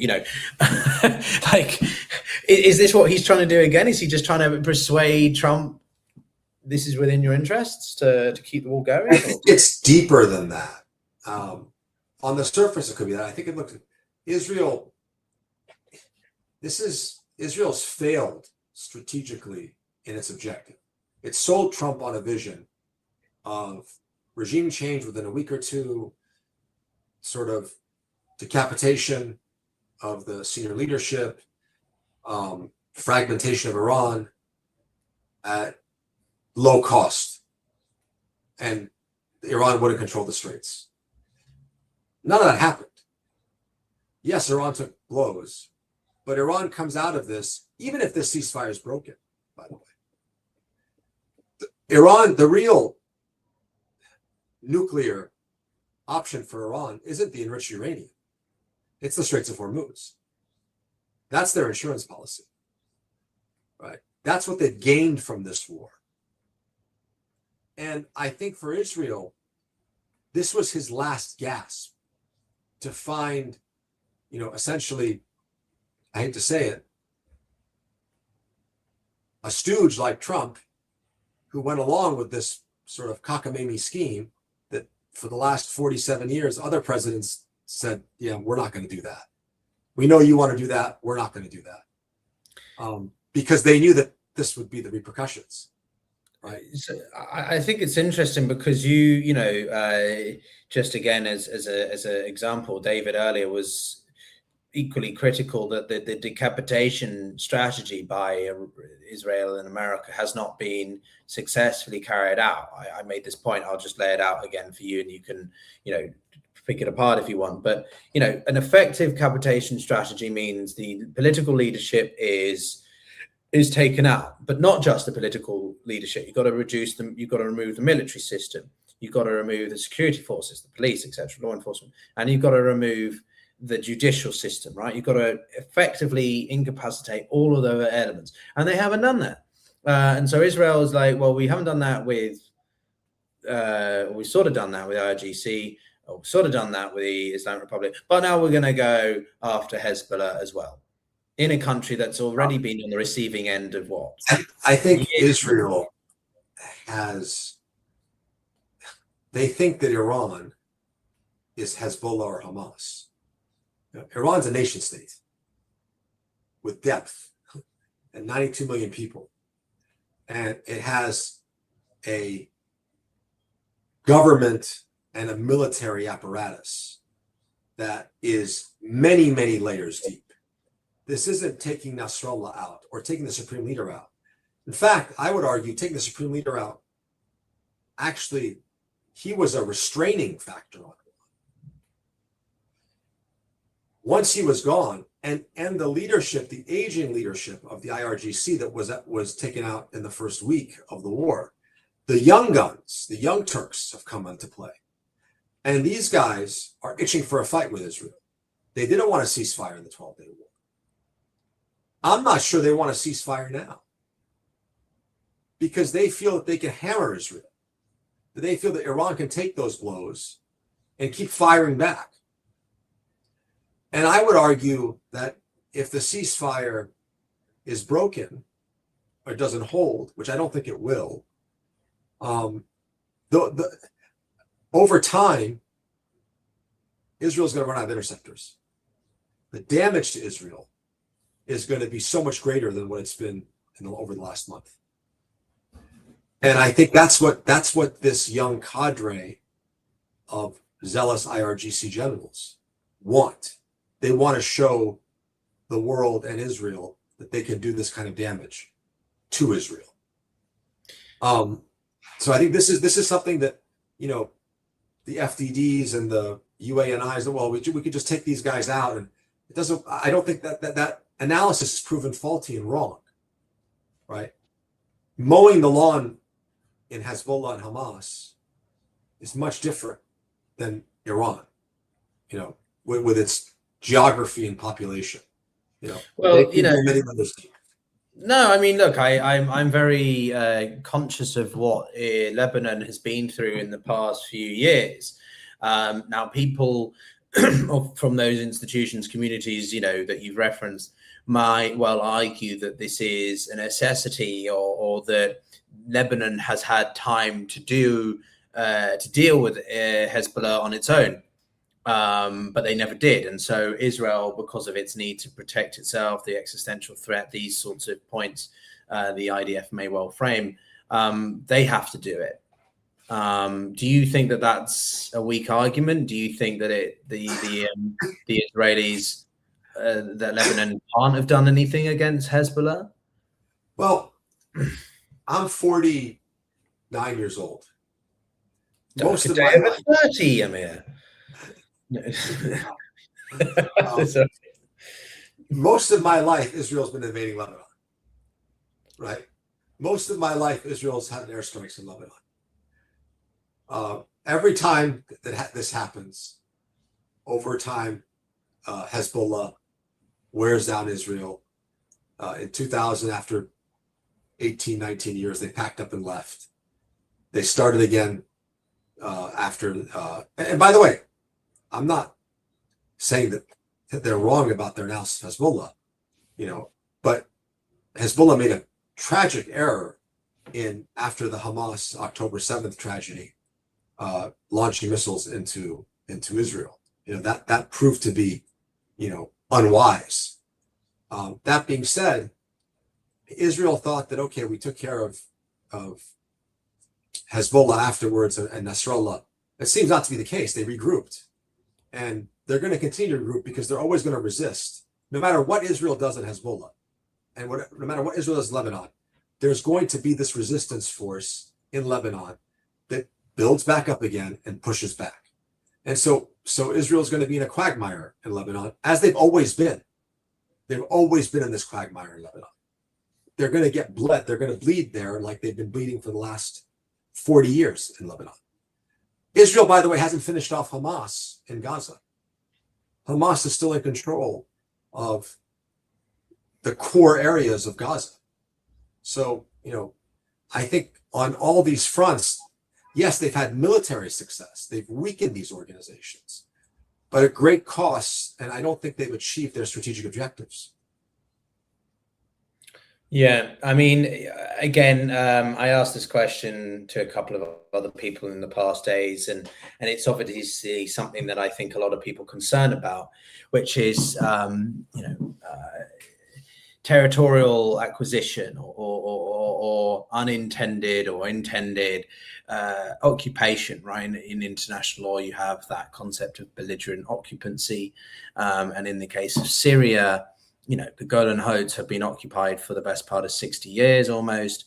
And then when HTS took back took control over Syria, ousted Assad, as a precaution, the IDF, the Israeli government, they love to utilize the framing of preemptive action, right? Preemptive defense, preemptive deterrence. They preemptively extended the buffer zone of the Golan Heights to mitigate against what they perceived as military threats from Al-Qaeda or other jihadists in southwest Syria.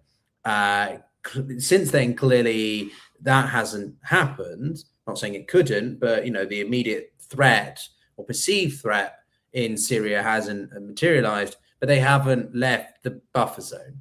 And so now they control a huge swathe of southern Lebanon up to the Libani River or whatever. And I don't think they control it up to the Litani River. They're trying to control it. Okay, but the point is that they will try to control it and then they'll try to occupy it. And therefore they will never leave, right? That's what some people worry or assume that this ultra-nationalist government is really about. Do you think that, or it's? I don't think that's. I mean, if you listen to the IDF, the head of the IDF, and the chief of the general staff, they've said that the Israeli military is exhausted. He said last week. He said there's 10 red flags. They're overstretched. The Israeli society has gone through a lot of trauma, not just trauma because of October 7th, but everything that's happened since October 7th. They've spent the last month in bomb shelters for these missiles coming in from Iran. Their way of life, has been severely disrupted.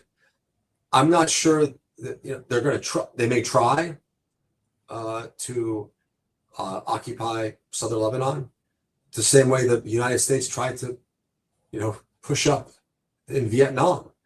But over time, and Afghanistan. And Iraq, over time, we have a saying in American sports: the home team has an advantage if you play on their turf.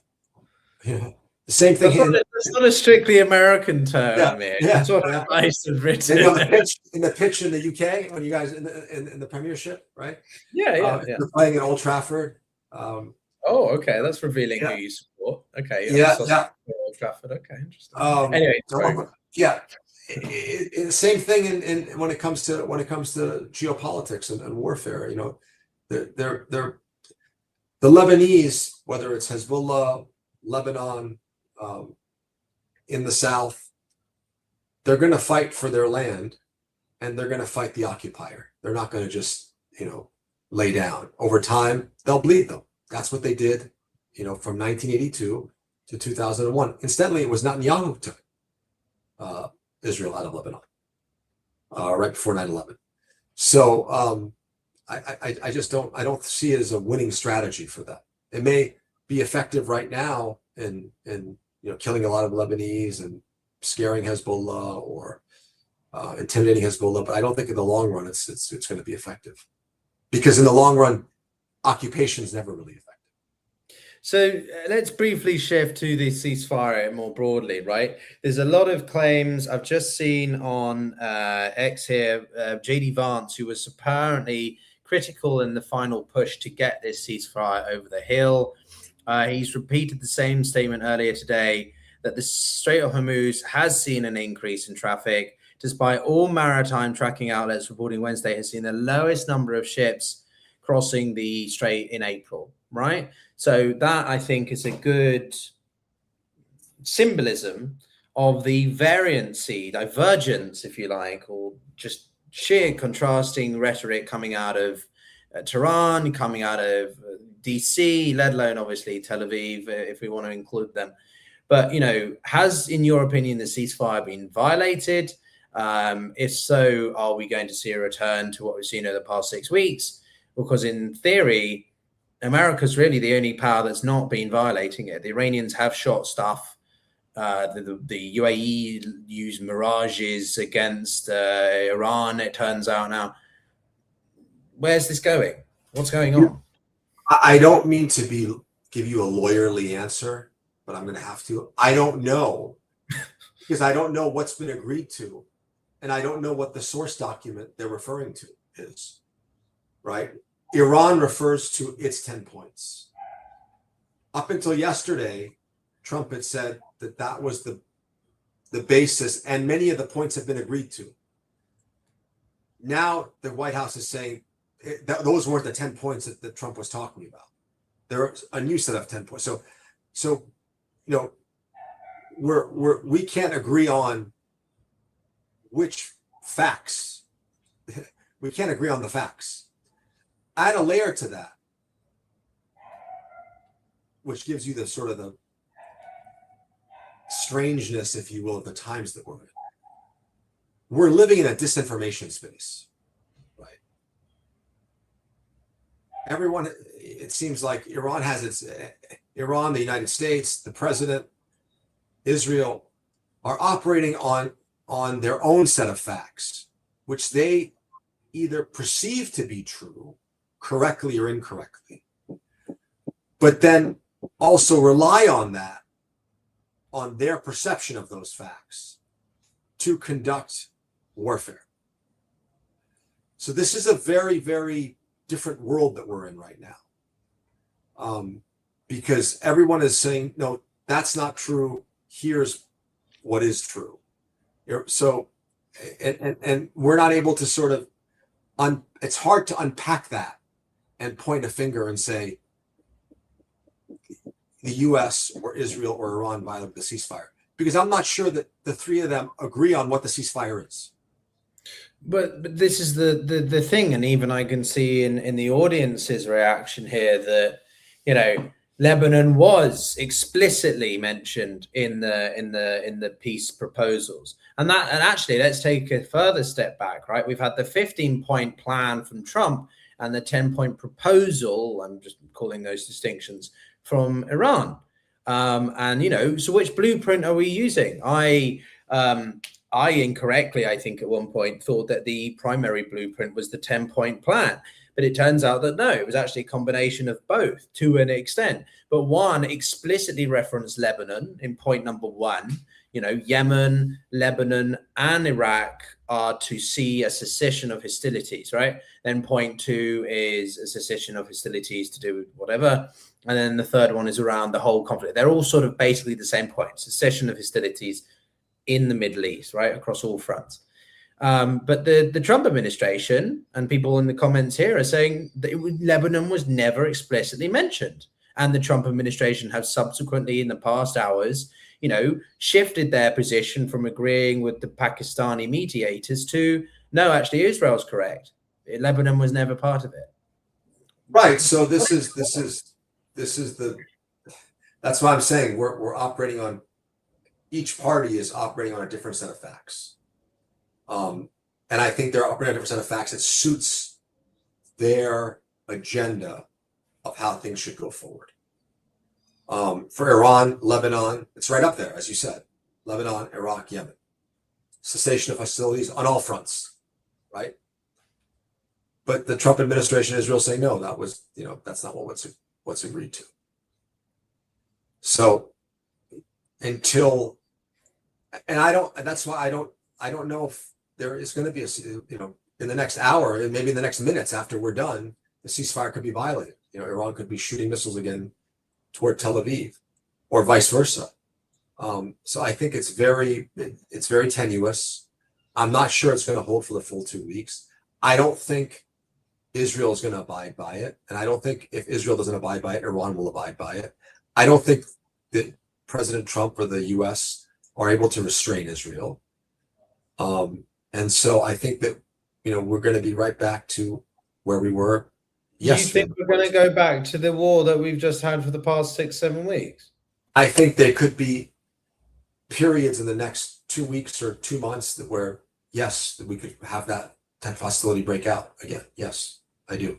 But at the same intensity, continuity. Well, has it stopped? Has it stopped today? I mean, Beirut got, blitzed in a way that it had not been. I don't even think it was blitzed like that during a year and a half ago when they took out Nasrallah.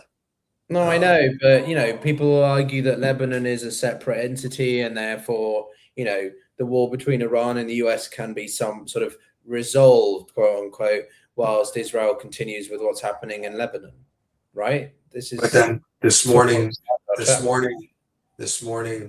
critical energy infrastructure in the Persian Gulf, Iran's infrastructure in the Persian Gulf, the refineries were hit. Whether it was Israel, whether it was the UAE, we don't know. It wasn't the US. I don't. For the ceasefire to hold, all the parties have to agree on a set of facts, and I'm not sure that we're there yet. Well, the reason why I'm sort of, I'm coming at it from this angle for this part of the conversation is because, the Iranians and Americans are going to be meeting. That it seems that despite whatever's happening on whoever it is side to continue the strikes or military action, let's just use a broader term, they still are intent on meeting. So are we going to be living in a situation where we've got the military operations happening alongside the diplomatic dialogue, which is effectively what we saw before February 28th when Trump discontinued the negotiations? There were pockets of flare-ups here and then, Lebanon being one of the biggest, but the two sides were engaged in dialogue. So are we just returning to what was before, except 6 weeks of complete destruction? In both times they were negotiating, Iran and the United States, over the summer and this past winter. In the middle of the negotiations, Israel and the United States attacked Iran. So it's very possible that there could be negotiations tomorrow in Islamabad, and there could be attacks on Monday, Sunday, or Tuesday. There's still troop deployment going into the Persian Gulf. There's still heavy American footprint in the region. So I don't buy this notion that it's just contained to the Lebanon Israel theater and Iran and the US are going to work it out. I don't buy that. I hope that that's what happens. I hope they do work it out, because you don't want to see any more violence and more destruction. But it's very tenuous, and I think that odds are it will not work out, and we will be back to where we were. That's not what we like to hear, is it, Amir? We want to see a drawdown of this, but I want to thank you so much for coming back on. It's been a great chat. I'm sure we'll grab you back on later on in the week if you've got time. There's more to discuss. Maybe we can, dissect what comes out of the peace talks. If anything, it's Wednesday, April 8th. They're supposed to happen on April 10th. Someone mentioned Saturday now. It just still seems to be being made up as we go along. But yeah. Thank you very much for your time, Amir. I'm going to just sort of debrief and summarize because we've had a mammoth stream today of about 3 hours. So I'm just going to sort of summarize, but I'll definitely be sure to have you back on very soon. And thanks so much for your time. That's Amir Hajani, everyone, non-resident fellow at the Quincy Institute, and who we've had on the show before. Really, I think, speaking more bluntly, then perhaps we've had quite a diverse array of guests this afternoon. What I'm probably going to do is also, guys, start these streams slightly later. It's a bit of a balancing act for me because I'm in the UK, and so obviously a lot of you are from the US or whatever. So I want to ensure that some of you can join the streams, but also I want to be sure that I'm not streaming at 2 o'clock in the bloody morning as I was yesterday. And for some reason, my partner, who's probably looking at me now rather sort of somehow is still with me. So I still want to maintain my romantic love life as much as my also streaming life. So anyway, jokes aside, I'm probably going to start the stream slightly later if you guys, if that works for you, such as sort of like, 8, 9 p.m. UK time. So that's probably like 4, 5 Eastern Standard Time. Probably start from there unless you've got a special guest you can't manage with that. But the point is that we had a large array of guests today, starting with Samantha Gross of the Brookings Institute, and she I took a pretty pragmatic, cold hard look at the situation. That was followed up by David Daoud, who was the expert on Lebanon and Hezbollah from the Foundation of Defense of Democracies, and is obviously was quite forthright on his perspective. But I also think fairly reasonable in his criticisms or shortcomings of Israel. And then we were joined lastly by Amir Hajani, who obviously spoke much more probably on the other side. And so we've had the full spectrum, someone pretty central, pragmatic, policy focused, and then we've had someone who's more about critical of Israel, the US, and one who's more not free of criticism of the US, but more sort of saying that we need to try to deal hawkish and dovish is what people emphasize, I think. But anyway, for me, I think the situation, I think the ceasefire is going to hold. I do think that it's going to continue, albeit you're going to see pockets of violations. Lebanon is not a pocket of violation. It's another incomplete war front. But I'm talking in the context of Iran and the US. I do think that both sides are quite intent on seeing a drawdown and a secession, a sustained secession, because despite the disruptions, despite the rhetoric we've seen coming out of the internet over the past few hours, both are pushing ahead with, going ahead with the talks. The delegations are being announced, the timings are being announced, they're making plans around that, and they wouldn't be bothering with that if you didn't have any intention to meet them. So, that's one good element, I guess, or that's something to keep a look on. But then, of course, the other element in all of this is either the Strait of Hormuz itself and Lebanon itself. The Strait of Hormuz is I'm just going to use the phrase because I think it's funny, but a clusterfuck of misinformation and fog. No one has any idea really how many, they're claiming that the Strait of Hormuz is completely open, but the hard data from like S&P Global and these other sort of intelligence business related firm, whatever organizations are emphasizing that it's closed, or that a minimal amount of ships have come through. I'm just going to read you an update here because it leads me into the final point, which is Lebanon. Mohsen